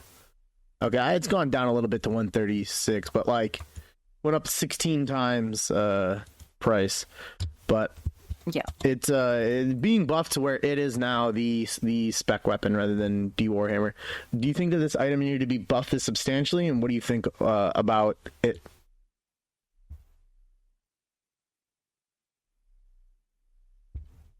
Oh, you're done. Sorry, I thought you were going to say something else. Yeah, I don't know. I think the Elder Maul definitely deserve a buff. I just think it's a little strange what they ended up doing, I guess. But I mean, I guess I don't know. It kind of if you think of the Warhammer as a hammer, and then the Elder Maul is just a bigger hammer and whatever. Sure, I see it, but it's just I don't know. I think the Warhammer was fine. I didn't really see a problem with the Warhammer. I liked how, because it was only a level 60 attack weapon or something. Mm-hmm. But I mean, 60 strength. Yeah, and then they changed it because the Warhammer changes. Yeah. Yeah. It's a very very interesting thing to just drop out of the blue because Elder Maul which is a borderline useless item unless you're PvPing in a very specific situation. So oh yeah, let's just make this the best weapon for every single boss in the game, pretty much, or a must have. Yeah, that's a pretty insane thing to do. But I mean, and on the lines of PvP, adding a spec bug will also make it much better. Yeah, because double Elder Maul, right double after. Gmaul. Yeah. I mean.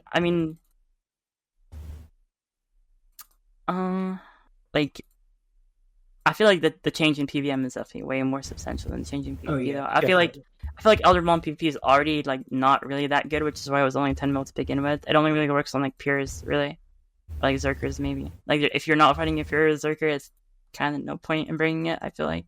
Mm-hmm. But yeah. So. Sorry.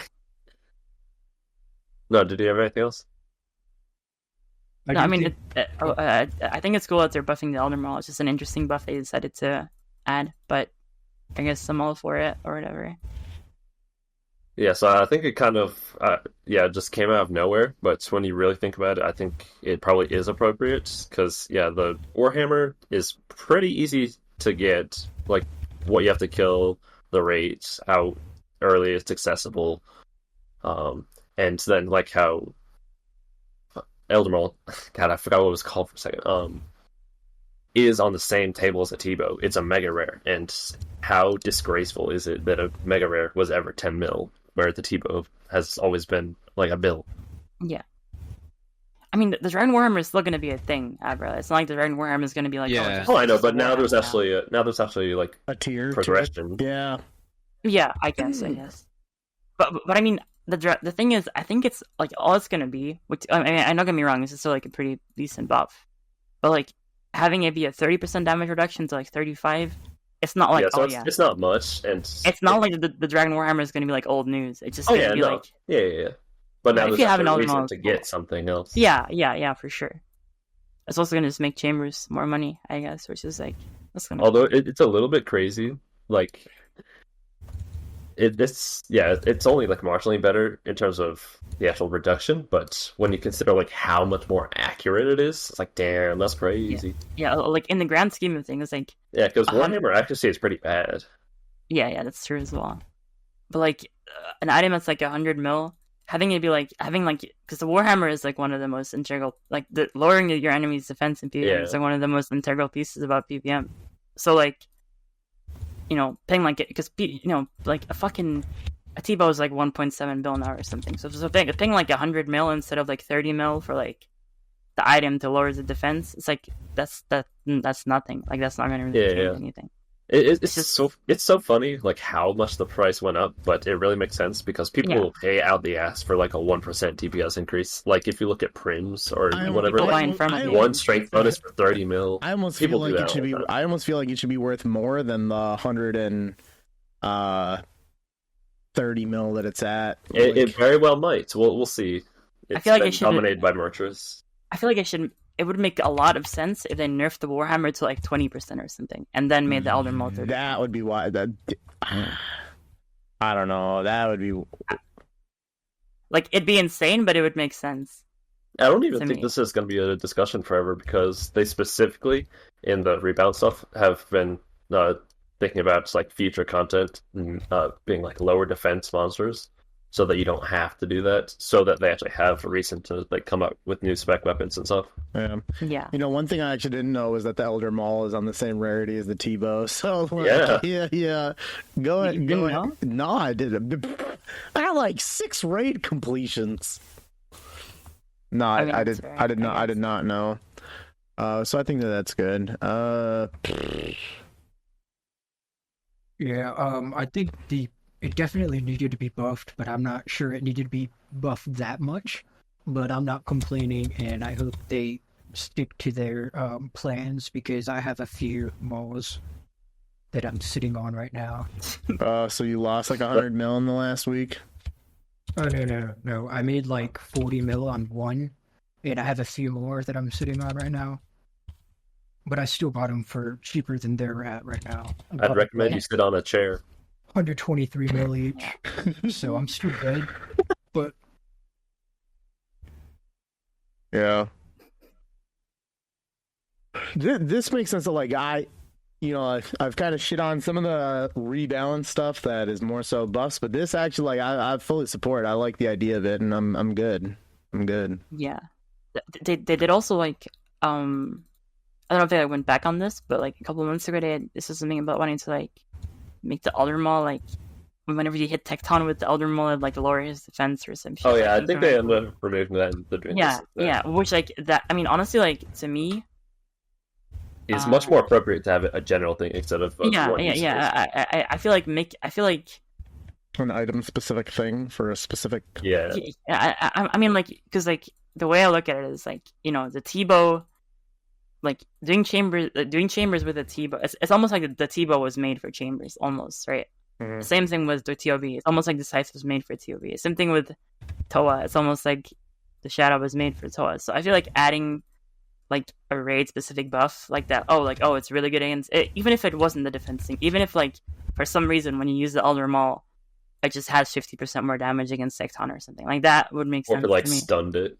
Yeah, some shit like that. I don't know, like that. Sure.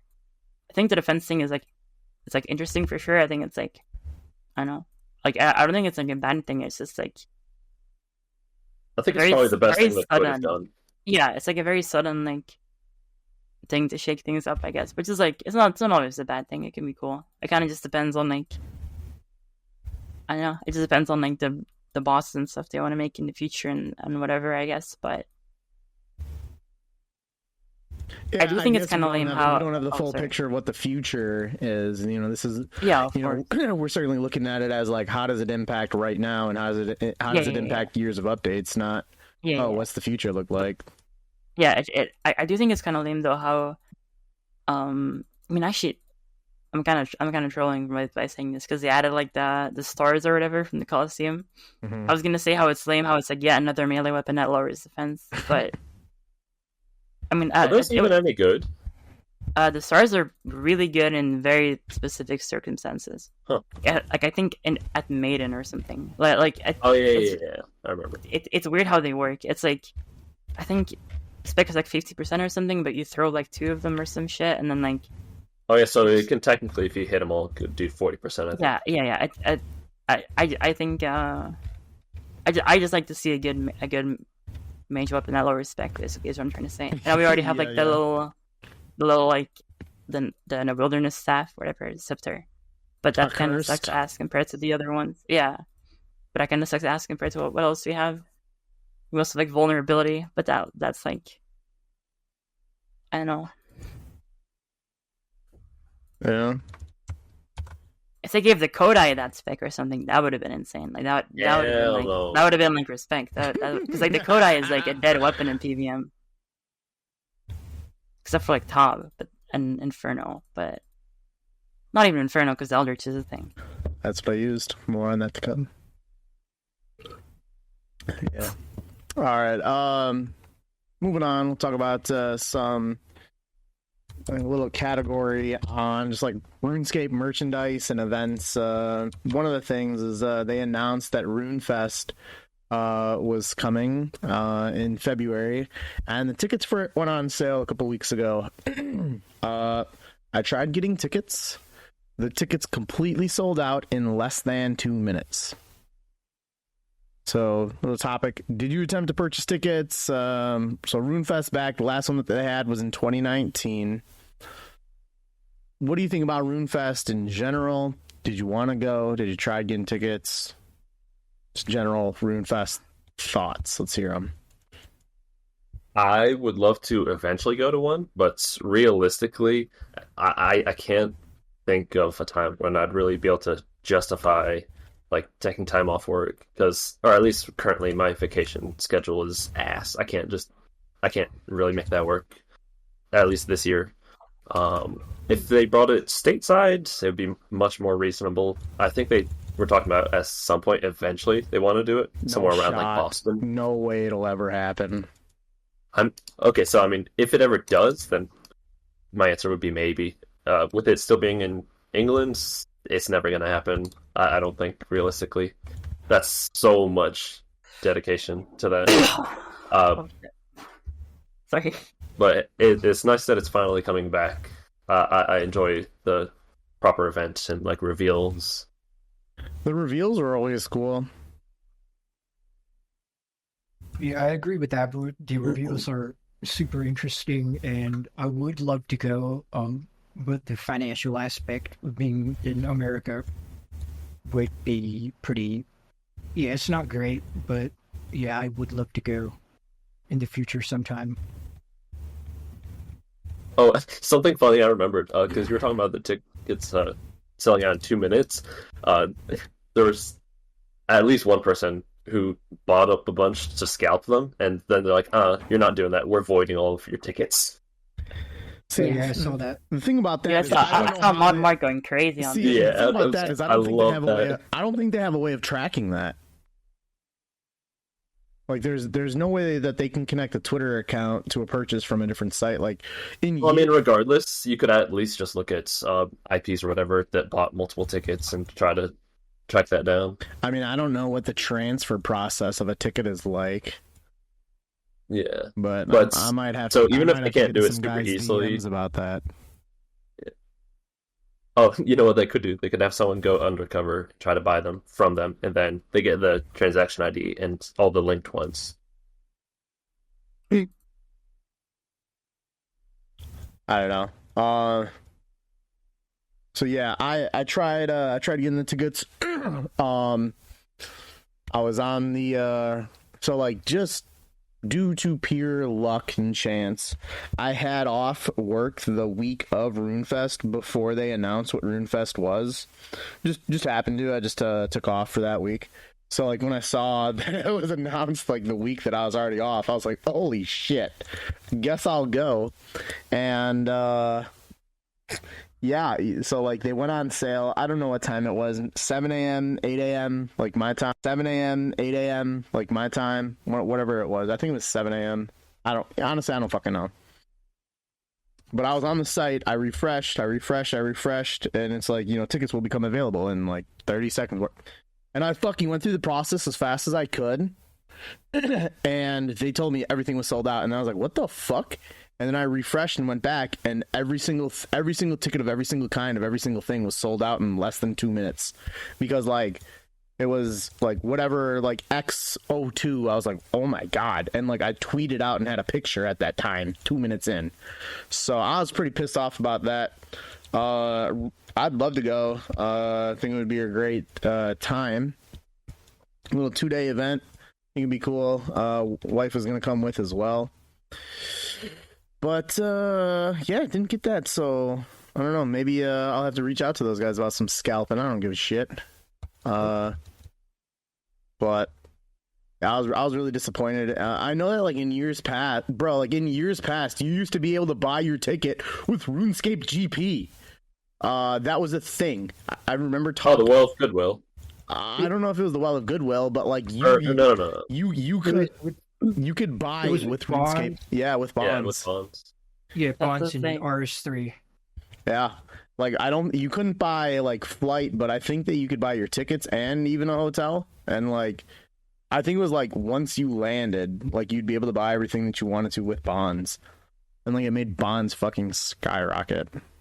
Oh, yeah, you could even When buy was stuff this? like at the events. This was, like, probably 2013, 14, 15. Yeah, this was Oh, fucking okay, early. sure. Somewhere around that time frame. Because Yeah. I don't think bonds, I don't think were in old school at the time. I'm pretty confident that they weren't. But yeah, you could obviously transfer your old school. But yeah, you could buy everything on that. And like, I remember before, like when you got tickets, it was like linked to your RuneScape account. This is just like a site that got botted, a third party site. That's fucked. It'd be sick if you bought like the ticket and they gave you like in-game ticket you could like hold or something. That'd be fun, fucking like- cool. Yeah, that'd be sick because then they'd be like, I bet people would buy the ticket just to have the in-game item and not even go. Yeah. You know, like it's. I think it was certainly a logistical flop in how they had it set up. It was like they're gonna get the same money that they would have anyway, but Yeah. you know, for the players, what the hell, man? Like less than 2 minutes and that's completely all gone. But so I was pissed off. But I don't know if you can really do anything about that though, because like there's so many people that would want to go, and they only have a limited size venue. You can restrict one person from botting 10 of them in Okay. 8 seconds. Okay, that's true. For true. Yeah. Okay. But I mean, like, it's the internet, and like, I feel like there are just people out there who's just, you know, it's their like that's how they make their money, buying tickets and reselling them and whatever. I just feel like surely there must have been some like they could have worked with some kind of like ticket master or some bullshit like that. No, you don't want anything to do with them right now. No, I'm just anything. You know, they could have worked with something or like done some shit. Like I don't know. I'm sure we used to be able to buy it with our accounts. Like I don't know why there's a change. Yeah. I mean, I don't know, but yeah, I would have loved to go on. I mean, does your wife have a RuneScape account? Because I don't think she could like. She does come not. With it. She does not. She hates it. Oh, she hates wait. RuneScape. So she hates RuneScape, but she wants to come to Runefest. She wants to go to fucking Europe, probably. Yeah, she wants to go on a fucking, an international vacation. Okay, because I was gonna say, if you hate RuneScape, Runefest sounds like the worst possible thing to get. Like hell. Okay, I mean, maybe she doesn't hate RuneScape. I think it's more so she hates that I've spent a lot of time on RuneScape. Yeah, that's right. I get that. I identify with that. Nerd. But yeah, I mean, she'd still come to the day, or the 2-day event of it. Yeah. I don't know. I'm gonna skip this next question here, but other one I think is a good one to talk about. Wait, dude. Go ahead. Oh, sorry. I don't know if everyone's talking. My bad. Okay. Yeah. My No, bad. My bad. Go ahead. I've never been that big of a fan of the events or whatever. Just because like I don't know. I'm just like I don't think I'd ever go to one. I'm like a pretty like reserved person, but I'm like the merchandise is pretty cool. Like I saw like the plushies. I always like the plushies. I think they're really swag. There's like a guy with like and like Soul Dragon with like a Dusumi. Yeah. That one's pretty cool. I really like. I was Cosplay. like I almost bought one of them, but and about I like would like Runefest. to. Huh? I'd like to get more merch at some point, but some of the stuff was way too expensive. Like the only thing I've Yeah. gotten so far was Yeah, like we'll a talk single about T-shirt. We'll talk about some of the fucking expensive merch coming up here. Yeah, I saw that too, but I don't know about Runefest. I've never like been or thought about going. I just heard that the bathrooms are multi, so I'm gonna stay far away. Yeah, I could imagine it being kind of rough. I mean, that'd be really sweet, I think, to go, but I mean, there's other things I'd rather use my vacation time on, probably. But seems cool. I mean, I guess like if I were to go, I would like only be in like what Birmingham, what like just like London-ish for only like 2-3 days. Like I would spend like the rest of the week doing other shit. It wouldn't just be like a 3-day trip go Right. for Runefest and go, but like there'd be Not other just shit time too, planned. but also money. Yeah. It's certainly It's not surprising cheap. that they don't have like an American event because I feel like a lot of The logistics I know for it's Jack's like probably a British terrible. company. But, Yeah, mean, I know it's they like a have to- British company. They have to bring their entire staff over. I don't It is know. crazy though when you consider. I don't remember the exact numbers, but like a large chunk of the player base is American. I think it's like Yeah, 60. like- It's like 60%, 70%. Yeah, that's what I was It's a thinking. ra- it's Although a- I guess that's just I think it's like based on population. I think it's like 60%. Yeah, I just feel like for like an event, I mean, I don't know, this might just be me being dumb, but for like an event that's like an international, everyone come here and for Runefest or whatever. I feel like some random like little island off somewhere is like a weird choice. I mean, it makes sense because they're like a British company and whatever, but I think having it there, like in around their home headquarters, is fine. But I think the place is like damn near 2 hours away from their actual like Jagex HQ. Almost. yeah, but it's like it's in like the general area. I know what you mean. Yeah.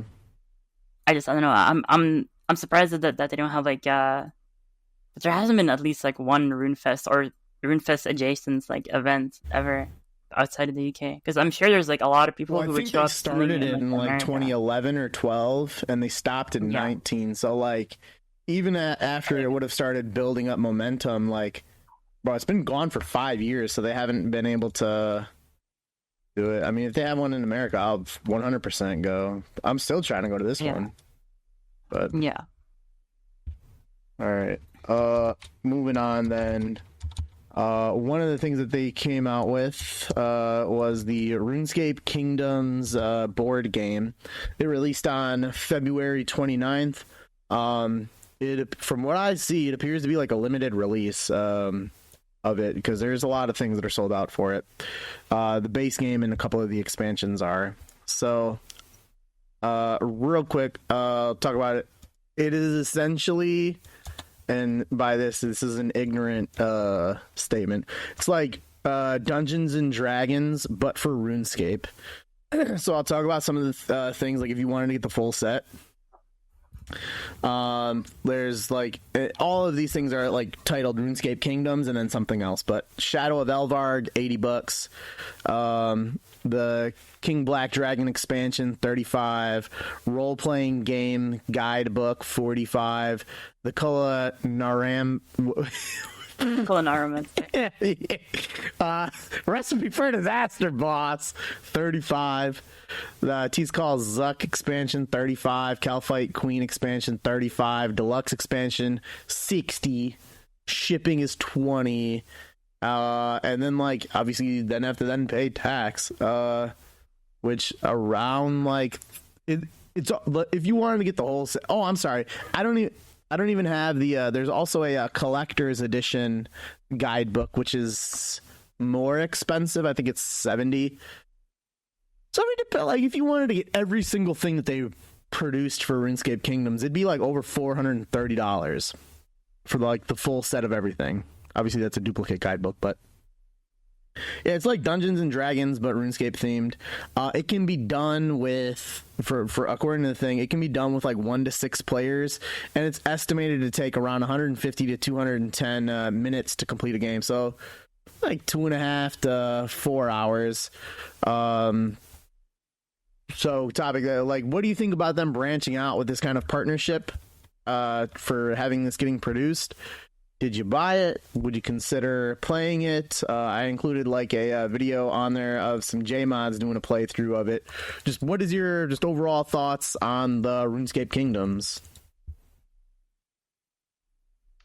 Yeah, I think it's a cool idea. Any opportunity for them to like make money that isn't microtransactions, I'm cool with. I probably wouldn't get it just because I couldn't really justify spending that much on all of the things, but it is really cool. I don't really have much else to say about it. Yeah, pretty much same here. Like, it sounds nice if I had enough people around me, because this is like a board game, so it would be IRL. It's like if it was online, that's a different discussion. But I don't have enough people around me that play. Version of that'd be fucking sick. Yeah, but theoretically, it sounds nice. But yeah, it's just too damn expensive right now to justify. Right now, motherfucker, that thing will only continue to go up as well. With the sold out. Did you get it, Randy? I did. I got everything. Oh, sorry, my bad. Dude, you should do a review. You're the only one who has it. You should be like reviewing it. Yeah. So I mean, I'll talk about it. I guess I'll jump ahead in line here then. I did buy the whole set. And like I got I'm the asshole who got the like regular role-playing game guidebook and also like the collector's edition, so I have like 2 of them, like the base one and the collector edition. So like yeah, like I spent like $400 fucking bucks. It was not cheap. However, it looks pretty fucking cool. I opened it up and I was prepared. This was I don't know. I was in the middle. It was like while I was like going for Infernal capes, like when it arrived, and like I opened up a couple of the things, started setting it up, and I was like, oh my god, like this is going to take like I need a bigger table. So because I was trying to do it like in my basement on a coffee table, and I quickly realized like I need to use like my full kitchen table for this. This is huge. So I have not yet actually played it. I just got it all kind of sitting off to the side, probably like 20 feet away from me right now. Looks pretty cool. Looks pretty fun. I've watched a video of people playing it. I would certainly love, and obviously the game will never be big enough to where like, you know, even if there's like local like board game clubs or like anything like that, like there's never going to be one for like this. That's so I would love to be able to just hop into like a group of guys that are already established with this and play with them. But I think that within the next couple months, I'll try doing it like single player, because it can be done as a single player. So, you know, like 3-4 hours to do. I'll give it a shot and see what it's like. But yeah, you know what we still need to do. I think we joked about it like years ago. We need the Hexis house, and then we can play then. It's we would be too busy gaming. I think a prereq for playing this, you got to get 200 mil all, so you're not actually XP wasting while playing. Nah, you just gotta have something AFK. Well, you know, like pop up to a star. Yeah.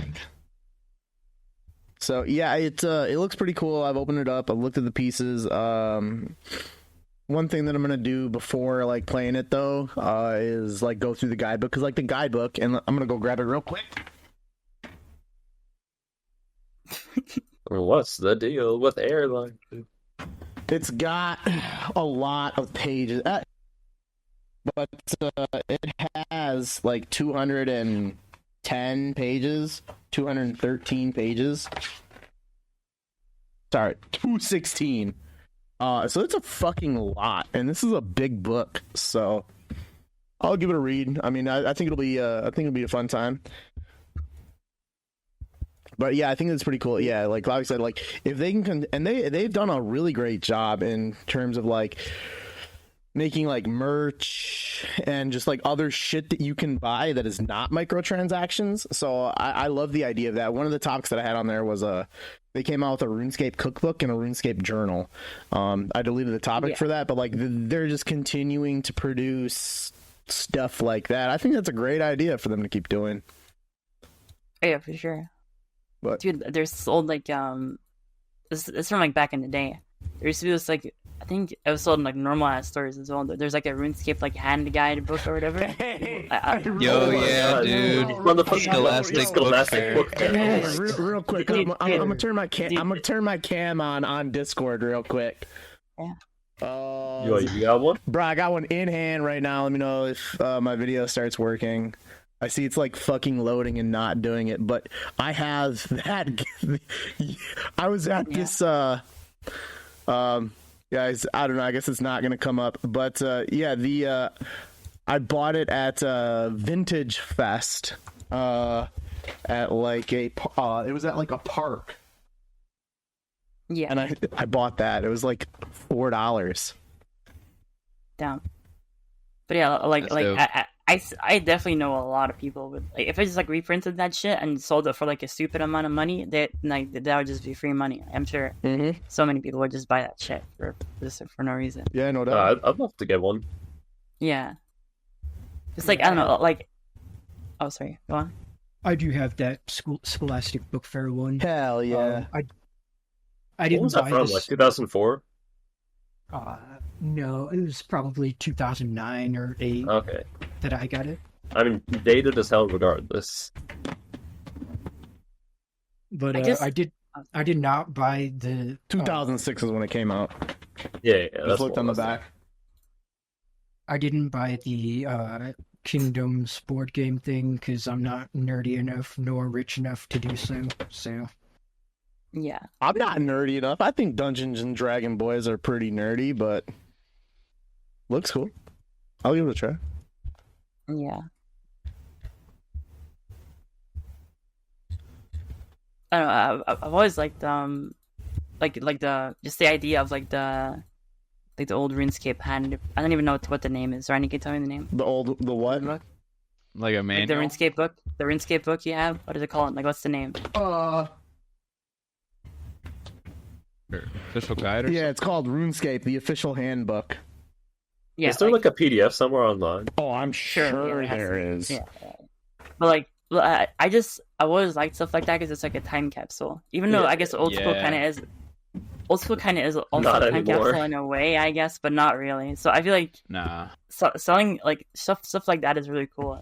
My son's stupid, but like Minecraft had similar stuff in like 15 or something that had like it was like stuff like how like house design ideas or like how to make like a redstone thing or some shit like that. It was just like having something IRL from like a game that's like a time capsule is like kind of cool.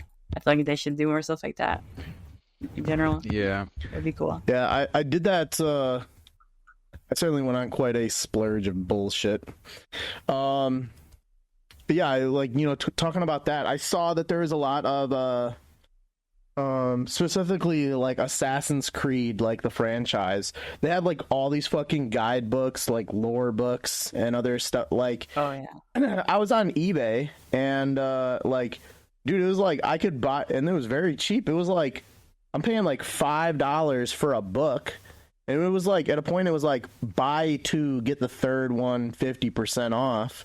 So it's like I'm getting 3 books for $10 with free shipping. I'm in. Here you go. I'll buy like 10 books.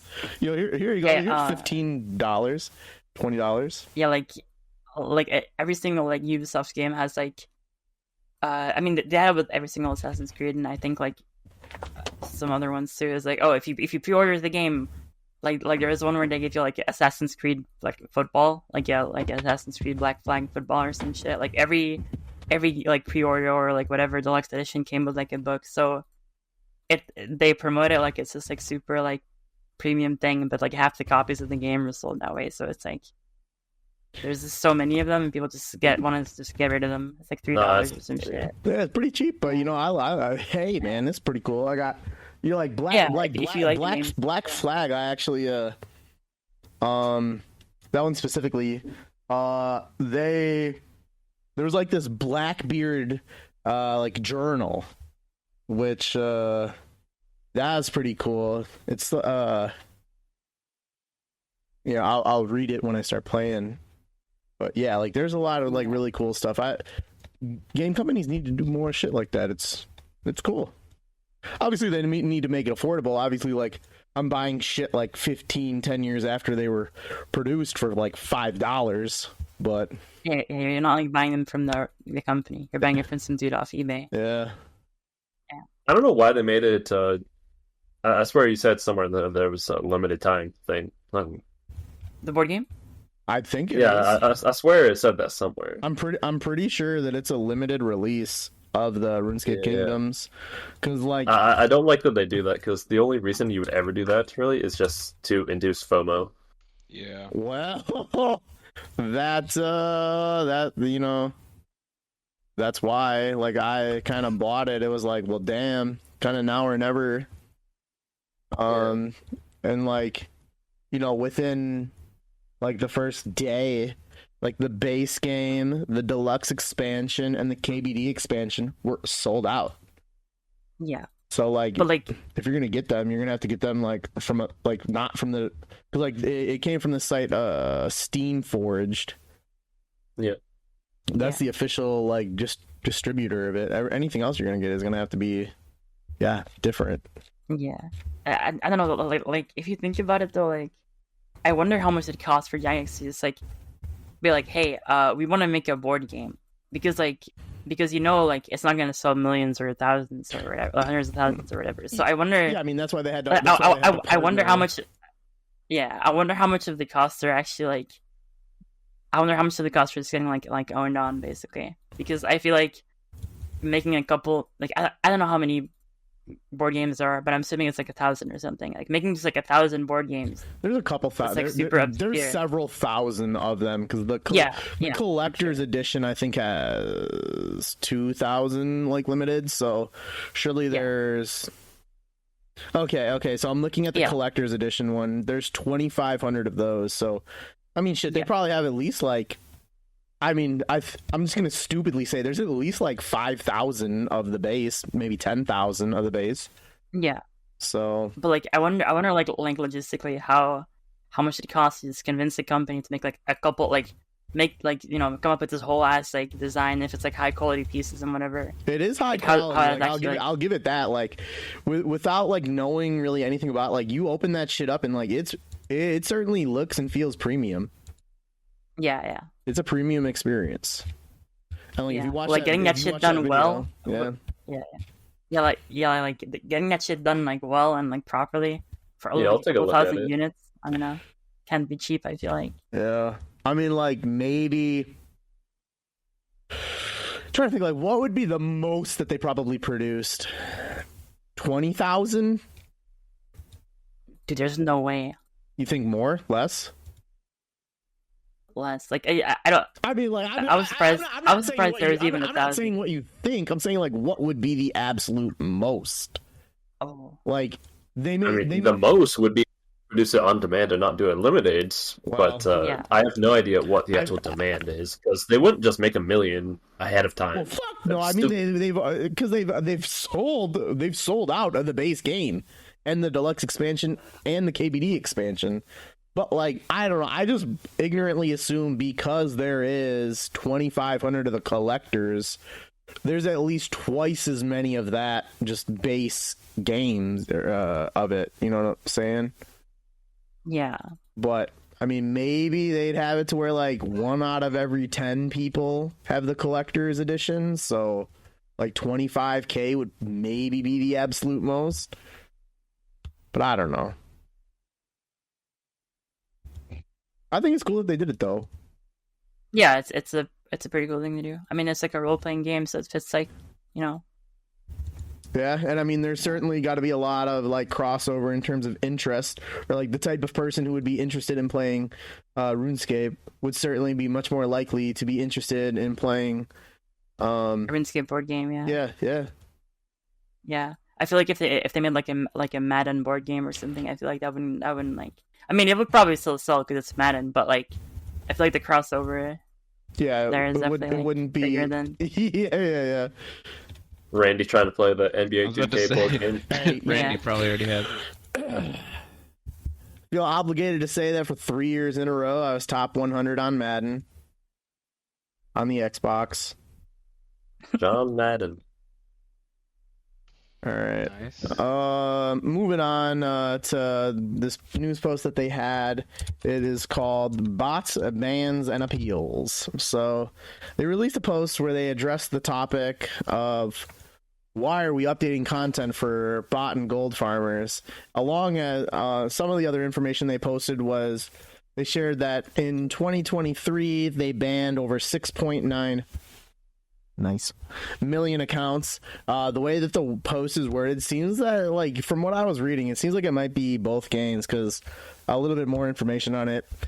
As of the post, which was 7 weeks into the year, they had said that they had banned over 67,000 accounts on all week on average on old school, with approximately 900 billion GP per week being removed.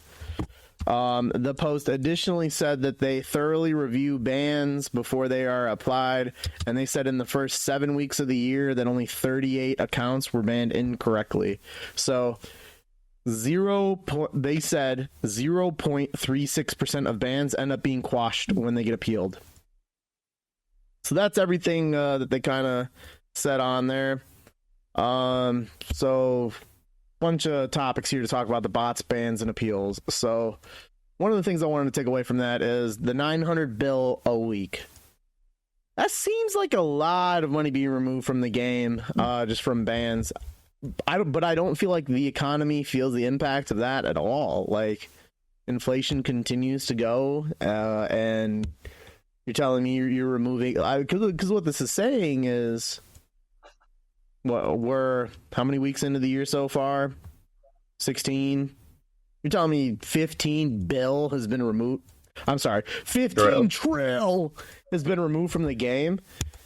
I can't tell, but I mean, damn, that's a lot of money. I think that's just prevented from entering more than removed.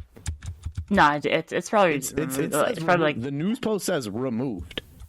No, Yeah. removed from accounts, but those accounts, Oh, it wasn't very existing. So that's Does stuff the that was newly membership generated. count towards that too? The membership for all of those? I don't know. nah. When they get probably them not. banned? I mean, No, that's just Probably not. shifting money. That's not But removing money. that probably also includes like wealth, yeah. wealth. Actually, no? Like, looking at, yeah, probably like GE value. if it's purely GP, that is like insane. If it's gotta like be everything all the wealth collectively. on the account, sure. It's got to be Yeah. all the wealth in the account collectively. Because like, as I just did the math for it, and I didn't do that before, but like if there's 900 bill a week getting taken out, and they're banning 67,000 people per week, it's only like 13 mil GP per account. Yeah. So that actually seems pretty like that does not seem unreasonable. You know what's crazy about that number, though, is they haven't done it in a long time, but like maybe back in 2014, I think it was like 2014 or 15, the entire size of the whole old school economy was only like 13 trill. Really? Yeah, at one point, way back when. I wanted to add on to the whole 900 bill a week being a lot to be removed from the game. So, the GE tax, there was a website called thecrabtax.com. I just checked, and it's not up right now. But I recall that the GE tax was removing at least 1 trillion a month. Wow. In just gold. Yeah. So I think 900 bill a week from bans is pretty substantial, and the economy impact. It's not going to feel it. I mean, I've definitely noticed an increase in rune costs and food. Like, sharks are 1.2k each now. Holy shit. That's more Yeah. just down to the boss being banned and Yeah, supply, yeah. though. Yeah, I feel like that's I have fair. like specific And then bot there's, farm like- and everything. And then there's like runes, astral runes were like 50 GP, then they went up to 150 each, and now they're back down to like 80. So I know they're definitely making an effort to ban bot farms, but I think that they do it in a way that's like selective. That I'm not sure how exactly to say it, but they selectively ban specific bots, which is kind of weird to me, but also makes sense to make the game a better experience for the majority of players. Like, if bots are just chopping trees and no one's really being affected that much by it, but if a bot's rune crafting, that's actually pumping GP into the game, it's affecting profits that other people might be making, that kind of stuff. Yeah. Okay.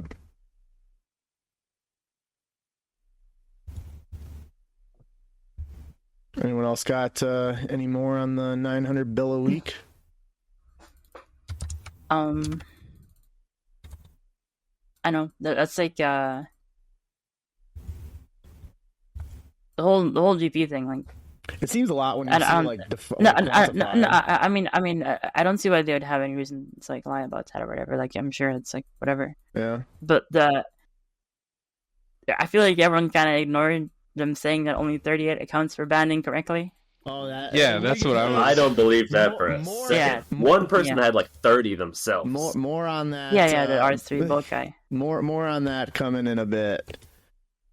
Yeah, but that part of the question was about, you know, that was like, I thought people were going to talk about that, not about the 900 bill. But I mean, well, Yeah. I got it, sectioned out for the news yeah, post. yeah.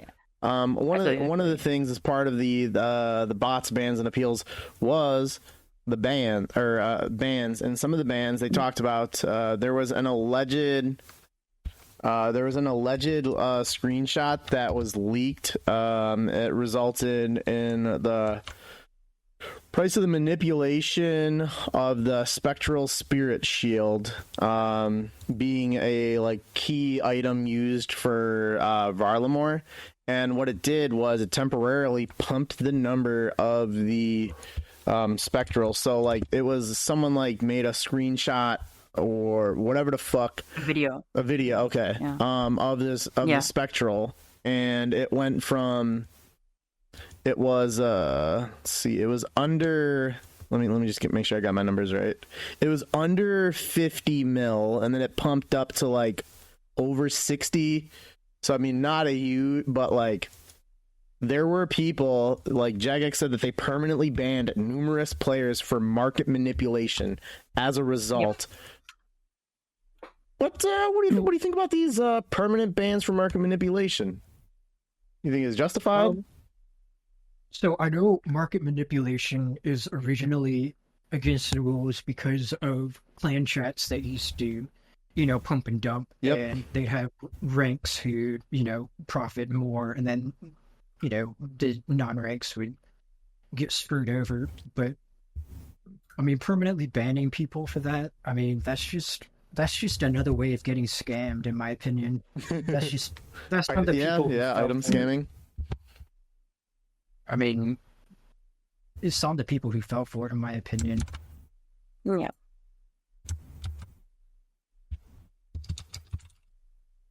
I think that it is certainly ban worthy, because I mean, it is kind of similar to item scamming, and there's not enough people that are getting banned for that. Oh, sorry. I don't think it should have been a permanent ban, but a ban definitely was warranted. Clarify. If they weren't profiting money, I think that they probably would, if it was almost like a glitch for XP or some kind of bug abuse type thing. I feel like when it comes to just making money, they're gonna be far more damaging to it. And one of the things as well is that I think that a permanent ban actually is a good thing, because what that's done, that's set a precedent. Like, do not, because like what they were doing in it as well is they were intimidating a JMOD to manipulate the market. It wasn't like, I think the like impersonating a JMOD to market manipulate is certainly grounds for because like if you want to say just like general market manipulation, yeah, I can certainly see the argument for not perm banning, but like they impersonated a JMOD to do it, and I think that impersonating a JMOD to manipulate the market is crossing the line. Yeah, that's already two things right there.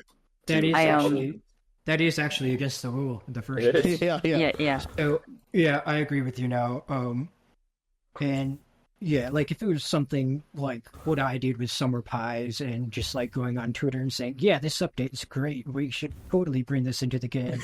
And that type of market manipulation is not at all a bad thing, in my opinion. Yeah, very different. You know, it's like there was a dude who used to be in Slay Stars. His name was Zam.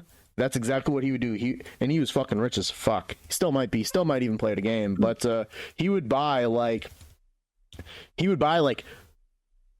50,000 Aram staffs for like $5 and then say, hey, let's get this buffed. Let's get it buffed. Really lacking, and then there's constant fucking tweets about it, and then it gets fucking buffed, and then he sells it and makes like $20.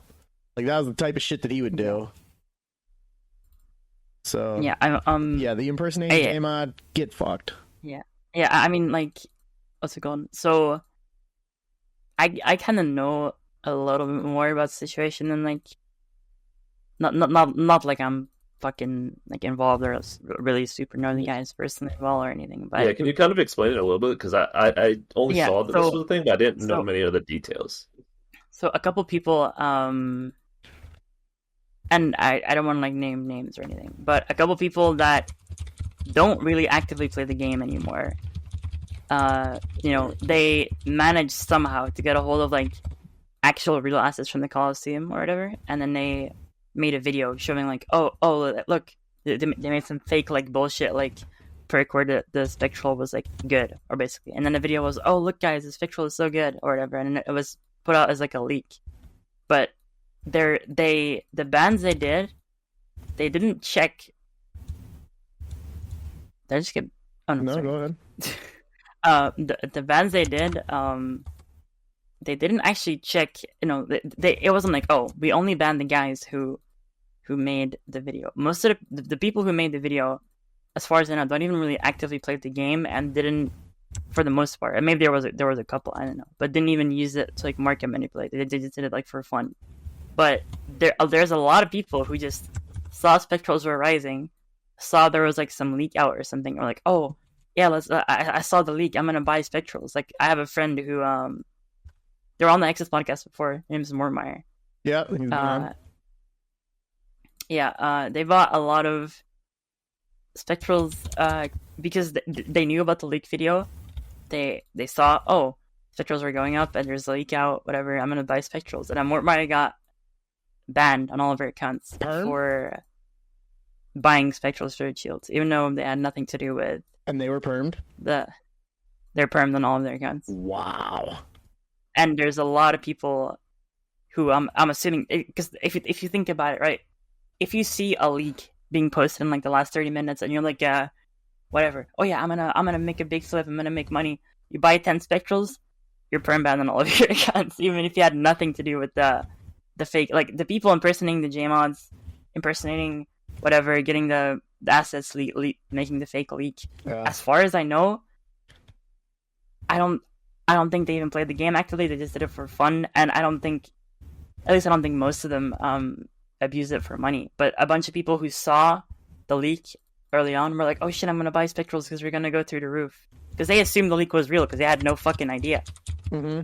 And then they got banned because someone else did something wrong, which is like, that's just like messed up. I don't think that's a good thing to do. I think, like, I know for a fact it's like probably like borderline illegal to just like steal assets from an update that the game is like working on and I don't think that's like allowed. I don't think they really stole anything. It's just like it was within the live game cache. Some assets that were going to be used in the future, which there's not really a problem with that. Yeah, but impersonation. No. Yeah, like the people who were doing it, I know a couple of them didn't get banned because they didn't buy spectrals. The only bans that were applied are people who bought the spectrals. That's all that happened. So if there's people who were involved in the leaks who aren't banned, there's people that are not involved in the leaks who are banned because they saw spectrals were rising and were like, I'm gonna buy spectrals because I want to flip them, and that's like messed up. I understand the precedent they're trying to set for sure. It's like, it's not a cool thing to do or whatever, but they just like fucking like overly applied it. No. They just did it wrong. Like they banned so many people who were just innocent players for nothing. That's where I disagree with the permanent ban thing, because it's very hard to get a permanent ban removed.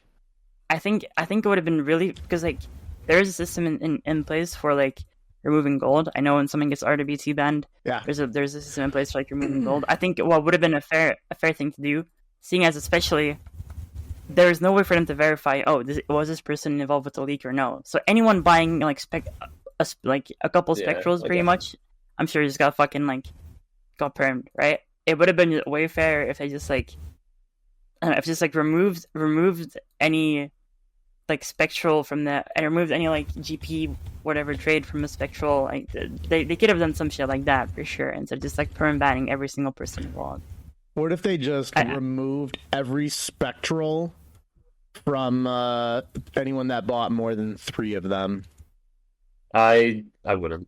The thing is, if they remove the spectrals, then they'd still go up anyway. Then they'd yeah. Might still go up. They should remove the GP if anything. Yeah, but like definitely like the people who made the leak, like from Jax's POV, obviously you don't want that. You want to like take action. Yeah. But there's like Mortmire is like a very like legit player, very like been playing for a long time, and it's got like permaban on all their accounts over trying to make money on the G, like buying items on the G got Mortmire permaban on like all of her accounts. So that's pretty not cool. That sucks.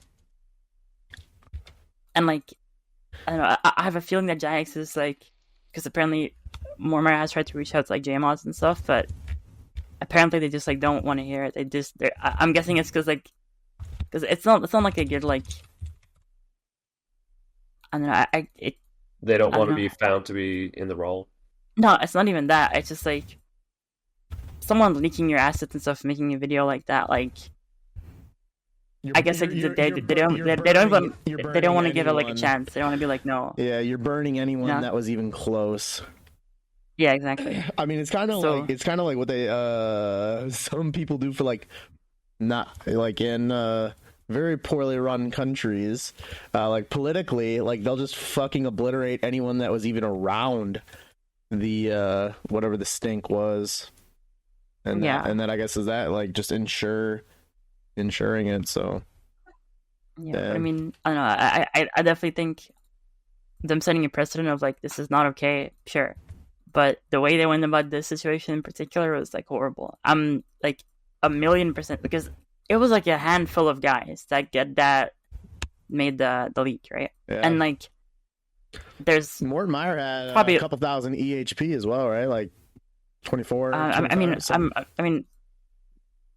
like 1 point something, 2 point something maybe. But Mortmire was like just a gamer. Mortmire just played the game. Just a gamer. Yeah. And now they got permanent on all their accounts. Besides their UAM, I guess, for some reason. Because they can't trade? Yeah, I guess, I don't know. That would make sense. That hasn't stopped them from giving real world trade bans to Irons, though. Yeah, I know that they had. I mean, Mortmire had like one other account that somehow didn't get banned. I guess it must just not linked to it with them or something. But I don't know. It's just a sad situation for sure. Yeah. I really hope someday Mortmire gets like, and not just Mortmire, like anyone. I just think Mortmire is probably like the most like. It feels stupid. It's a high profile, but like the most well known player to get affected by this like ban whatever bullshit. Yeah. So I just hope that they look into it, because it's like, it sucks. Like, if that happened to me, like, I don't know, I would not be happy. Yeah. All right. Well, kind of also on the topic of bans, one of the things, have you ever been false? So going back to it, they talked about how through the first 7 weeks of the year, only 38 accounts were banned incorrectly, and they said 0.36% of bans end up getting quashed. So, have you ever been falsely banned? If so, what information you want to give us about it, and like what's the status of that offense? I've been falsely banned multiple times on all 4 accounts that I've played. So, I got the one on my main quashed, and the one on my like main alt quashed the first time around, but they didn't quash the other 2, or the other 2 on the other accounts. So, Was it for bot busting? Doing the same thing. Yeah, bot busting. Yeah.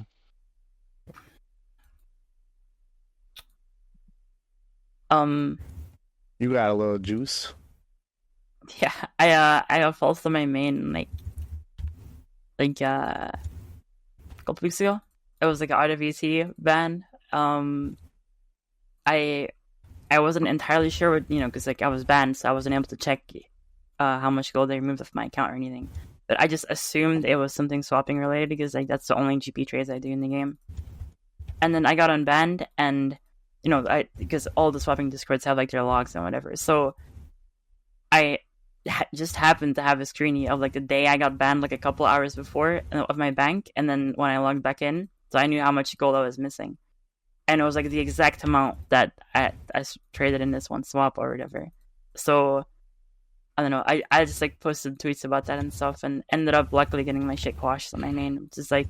So, thank God. So those screenshots that you had, I guess I wasn't looking at the username that was logged in when you were tweeting them out. That was that from your perspective or their perspective?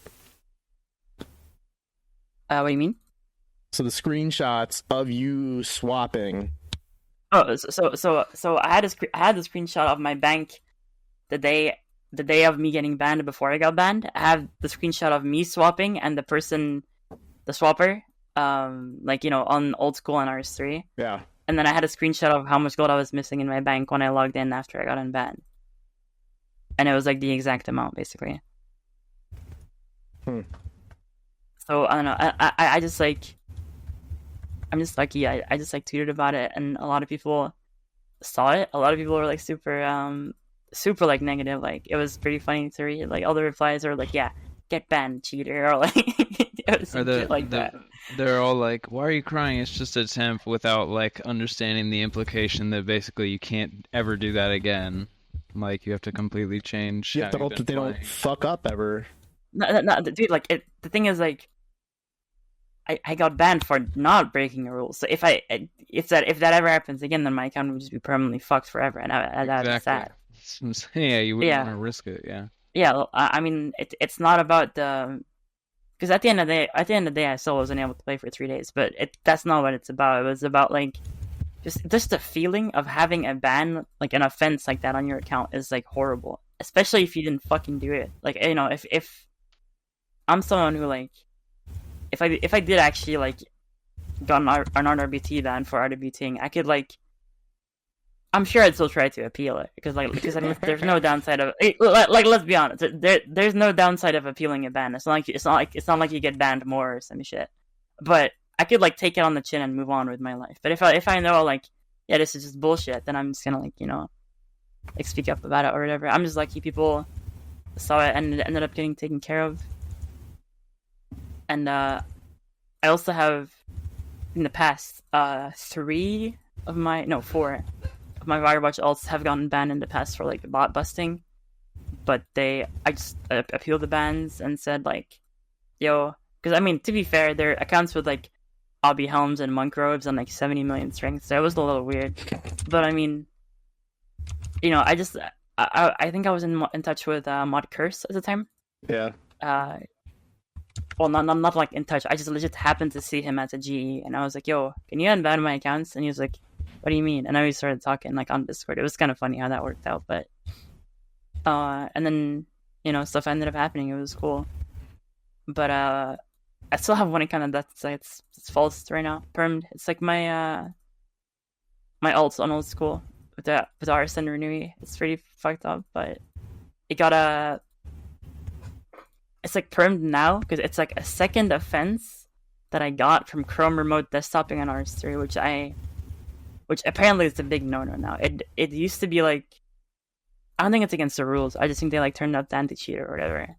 Because me and my homie both got banned for CRD on the exact same day, so I know it's like probably that. And so did Halcyon Scene. It's like a friend of mine. She also just like got banned for the same thing, like temp or whatever. But yeah, it's just like apparently CRD is just like a no-go now in RS3. But and then my first offense on that account was from when it got like hacked in like 2019 or 21 or some shit, and they just never like, I don't know, they never took it away.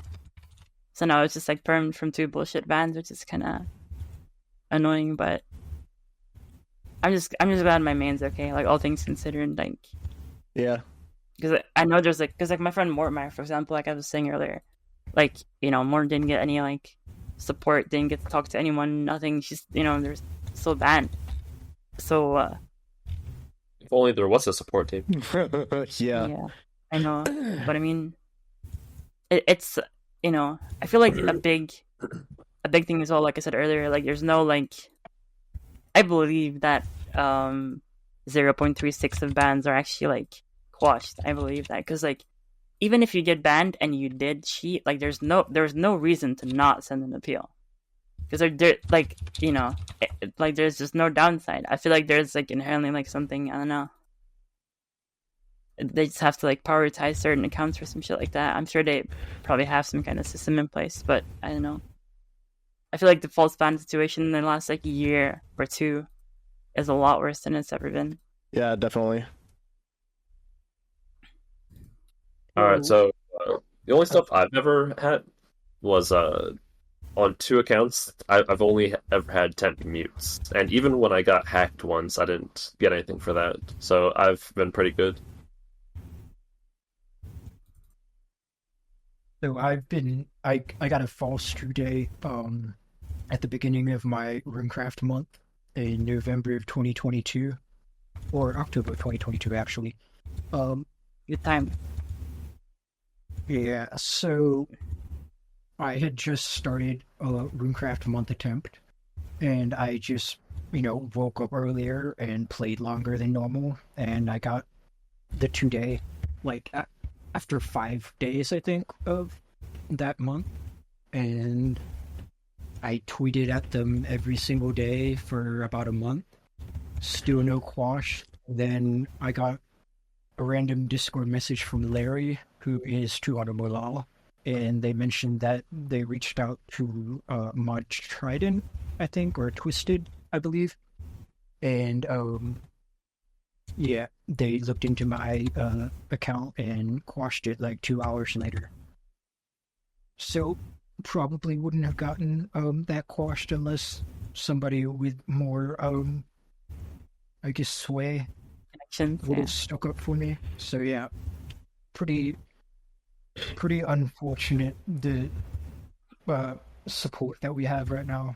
Yeah, I saw Foe got banned like it was in between the time that I put together the podcast format and like us right now. He got banned on his account, and he tweeted about it. And then like seriously, it was like less than an hour later, he was unbanned.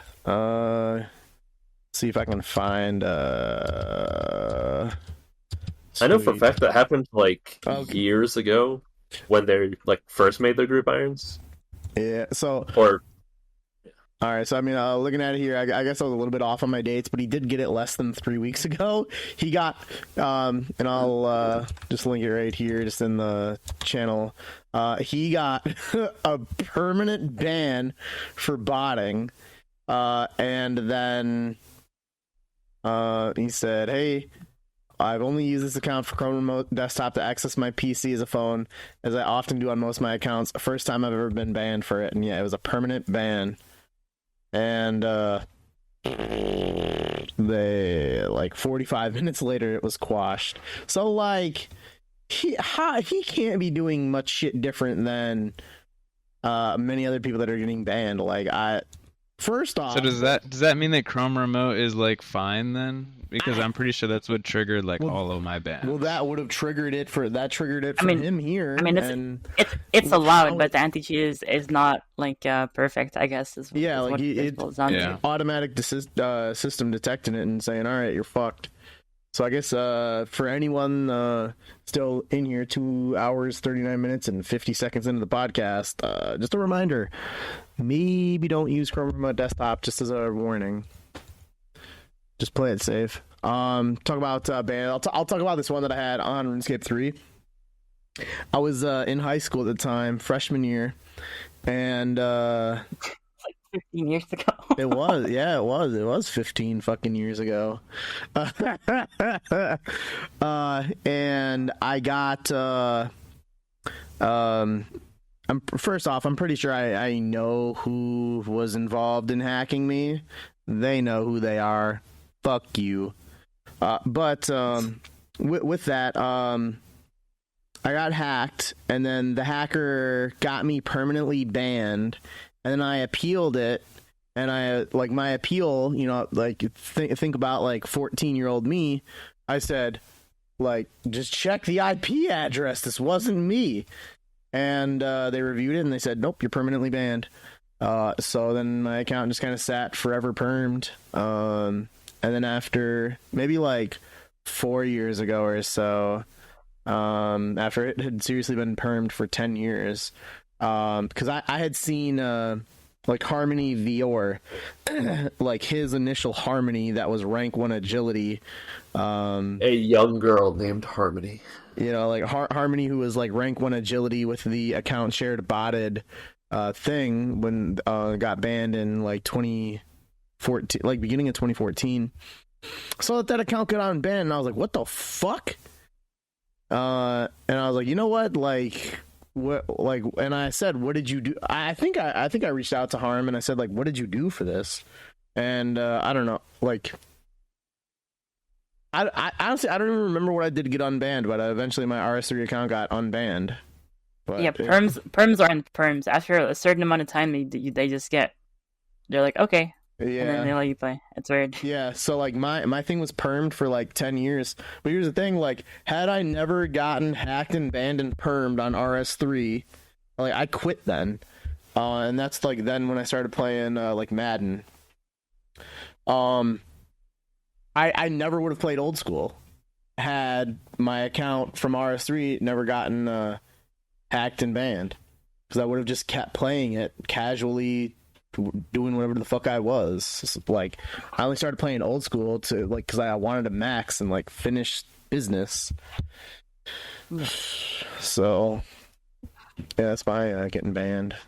Wrapping up some of the couple last topics here to close it out. One of the things that I got over the last like in between podcasts, I got an Infernal cape. It took me around like 31 attempts, and I got it on my 4th Zuck.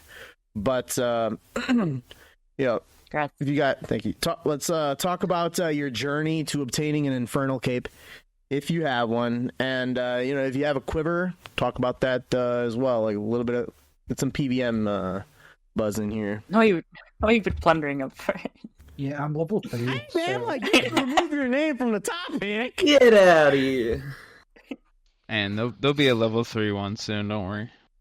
Yeah, I just mean, leave there it to was Renee. a no overheads Inferno recently, and this morning there's a 10 HP fire cape. So There's been a 3 HP. There's been level level 3 cape fire already. capes for a while. Yeah. right, but they're patched now. You can't get them anymore. But the 10 HP one, that one's still doable. That's sick. Yeah. Yeah, That's fair. All right, so then I guess it's up to me. Let's see. So I got mine back. It was like December 2017, I think, or I guess technically finished. It might have been in January, but it was like 3 weeks, only like a couple times that I make it to Zuck, and all of these. So this was back before Lightbearer and some others, and even just this year. I camped SGS specs, for just top myself off like almost every wave. So when I completed it, I had the world's second slowest time of like 9 hours. But then I was able to borrow a Tebow from someone, and at that point, it only took me a week. I got to Zuck every day. Nice. Yeah, so for me, it took around like 31 attempts or so. I don't have the exact one. I ended up using the plugin.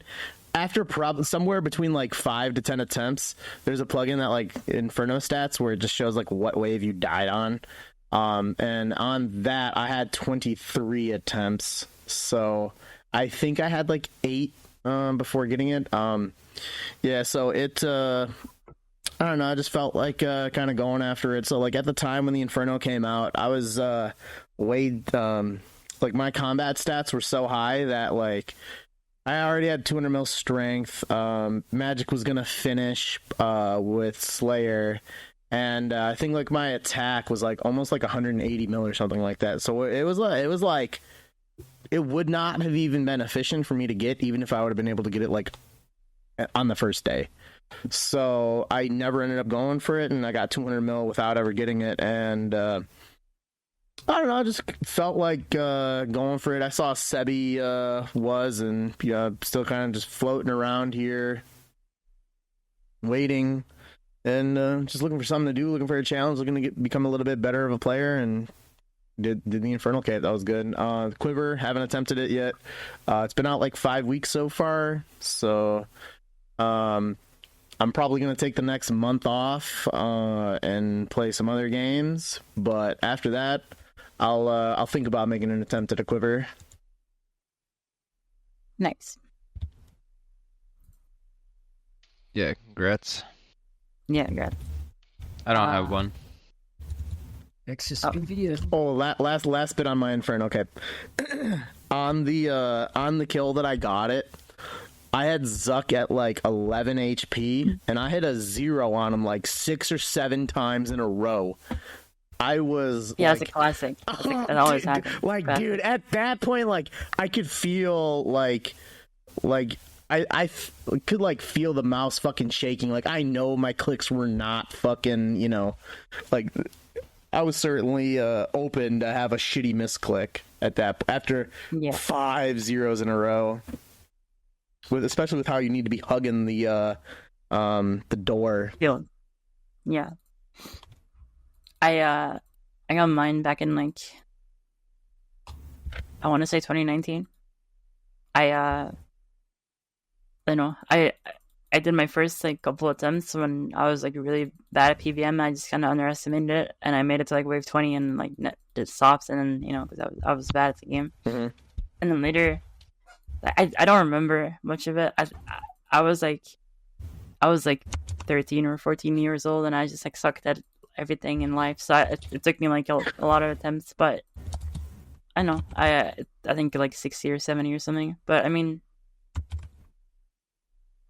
I remember really hating my first cape, and then like once I got past like 5 or something, it started becoming like pretty enjoyable. And then when I went for 200 mil Slayer, I ended up getting my nibbler at like 18 KC or some shit. But I have like 40 something now. But at this point, it's just like,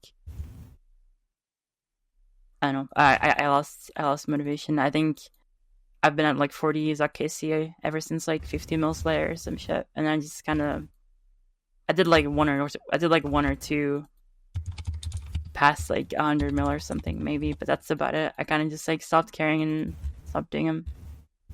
Yeah, so for me, it was definitely not efficient, and the same, it definitely wouldn't be efficient for me because I'm not that good. But if somehow I reordered everything and I was at the point right now where Slayer was not done, I would absolutely go for a Quiver. That would be something I would do. It's just about the sense of like accomplishment. Oh, what do you range? Oh yeah, sorry. No, I was gonna say, what do you range for Slayer? But I mean, that's fair. Yeah.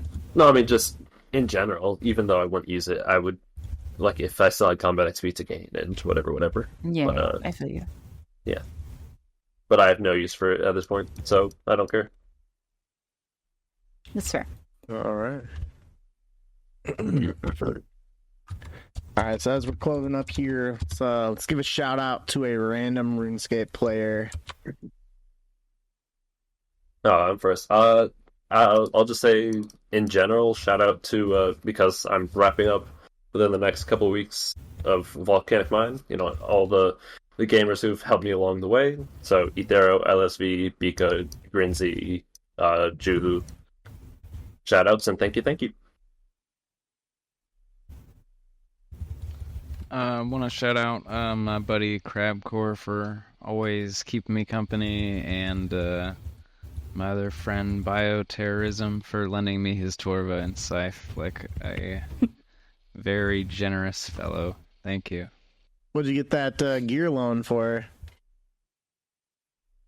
For Slayer. Okay. Yeah, it was in Cerberus a while back, I think. I don't remember. Are you Yeah. in Cerberus or no? Yeah, a little bit, but right now I'm mostly grinding XP at the moment. But I had a hankering to do it yesterday, so I'll probably be back soon. Nice. Shout out player. I want to shout out Darts. You came back to the game after a while. He's a really nice guy. Big fan of him. Shit, I had my shout out. Come back to me. Go Plundering. All right, I'll shout out two people. Nephiliad for being the first, well, he's 10 HP, got a fire cape today, and is still doable. So it's not like bug abuse or it's not patched or anything. Yeah. And then shout out Staryu. It's a meme, but he's the rank 166 defense and HP account. Oh damn! You know what? I just remembered. I used to be rank 1 player with letter or numbers in their name, but there's the fucking hardcore Iron Man that got 200 mil. So I'm definitely not anymore. Fifth hardcore Iron Man lol. Yeah. Shout out to them for getting 200 mil all in a hardcore. But my shout out that I wanted to give is for Sebi. Sebi also got an Infernal cape, and the big boy has gotten a quiver as well. So just know, guys, like anybody can get it. Whoa, shots fired. Hey, no, you're off duty right bro, now. Sebi is like he surprised me, man. Like I'm real proud of his progress. So like real good shit. Dude, I mean, like there was like a little bit, not like an actual like you guys were beefing or anything, but there was like a little bit of a rivalry for sure. Like when you guys were streaming the Infernos, I remember like we were like making fun of each other and shit. It was I mean, to be good fair, shit. and even still to this day, like Sebi cheesed it, I beat it. That was the difference. He's doing 4.5 hour capes. I was doing like. Dude, I did 9. 45. No, don't play Yeah, that. I did 9. Well, Sebi's would have been 9 if he didn't have a light It bearer. was a different time. I tell you, mine would have been 4 as well if I had the light bearer. yeah. Sebi didn't. Actually, yeah, that's actually like that's the reason why. Like Sebi and Abra did the exact same thing. It's just Sebi had to wait half as long to do it. and 7 years later. Yeah. Yeah. So yeah, my shout outs for Sebi. Good shit. Keep going. Anyone know what he's about to be doing now? Sebi? Yeah. Blorva, please. Hey. Sky's the limit for that guy. Good shit, man. Keep it up. And then last topic here, gonna wrap it up just under 3 hours here, is what have you been up to during the podcast, and what are your current goals? I've just been mining, and my current goals are mining. So Been busy for me, just having to like keep the timestamps, keep the topics on screen. So I've just kind of been managing that, but I've been AFK in the fight cave on the side. I think I just passed over 1,600 kills on it the other day. what a nerd. I'm going to, like, after I finish this, like, I'm going to be taking a break for at least a couple weeks. While I do that, I'll either not be playing or just, like, killing Vyres. But After I'm done with that, I'm gonna at least finish off the fight cave combat achievements.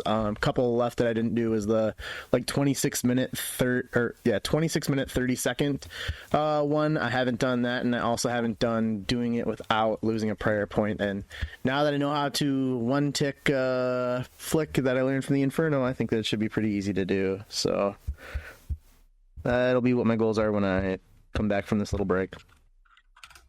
Nice.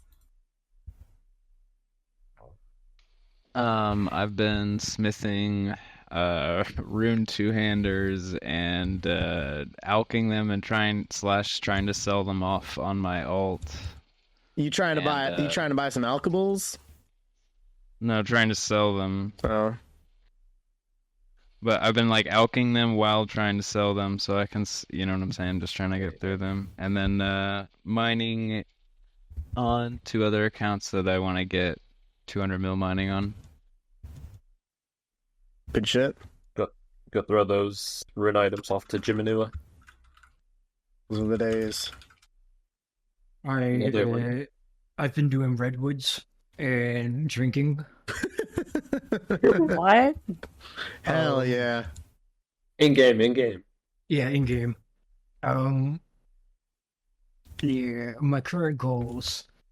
Well, I've got like 5 skills left, 6 including Slayer. Not really focused on much right now. I mean, just waiting on the Arty Roof buff. So that'll save like 90 hours, 100 hours. That's pretty much it. Okay. I've been at VM myself. That's why a couple times I've just gotten lost, because like when things break, I'm like, what was I just thinking about talking about? So yeah, I got around 2 to 3 weeks ish of this left, and then the rest will be finished 0 time. Like while I'm at work, and after that, I'm gonna use up the day alt that I have up. That'll probably be like a month and a half worth. And then after that, go get stuck learning and hopefully enjoying Seppi myself. Very good. All right, well, thank you, everyone, for tuning in for the 91st Hexis Podcast. Next one probably will be a little bit more sooner than this. I know that we had like about 3 months in between podcasts, and yeah, that's certainly a little bit too long. Part of that scheduling issues on my end, so I need to be better with that. But follow us on X at Hexis. Nah, just call it what it is. Follow us on Twitter at Hexis for more information about when it'll release. Subscribe on YouTube where it gets posted, and also, yeah, I mean, you know, on Spotify, just follow it on there, and we'll see you guys for the next one at some unknown time frame in May or June. So, thank you guys for tuning in. See you later. Peace. Bye.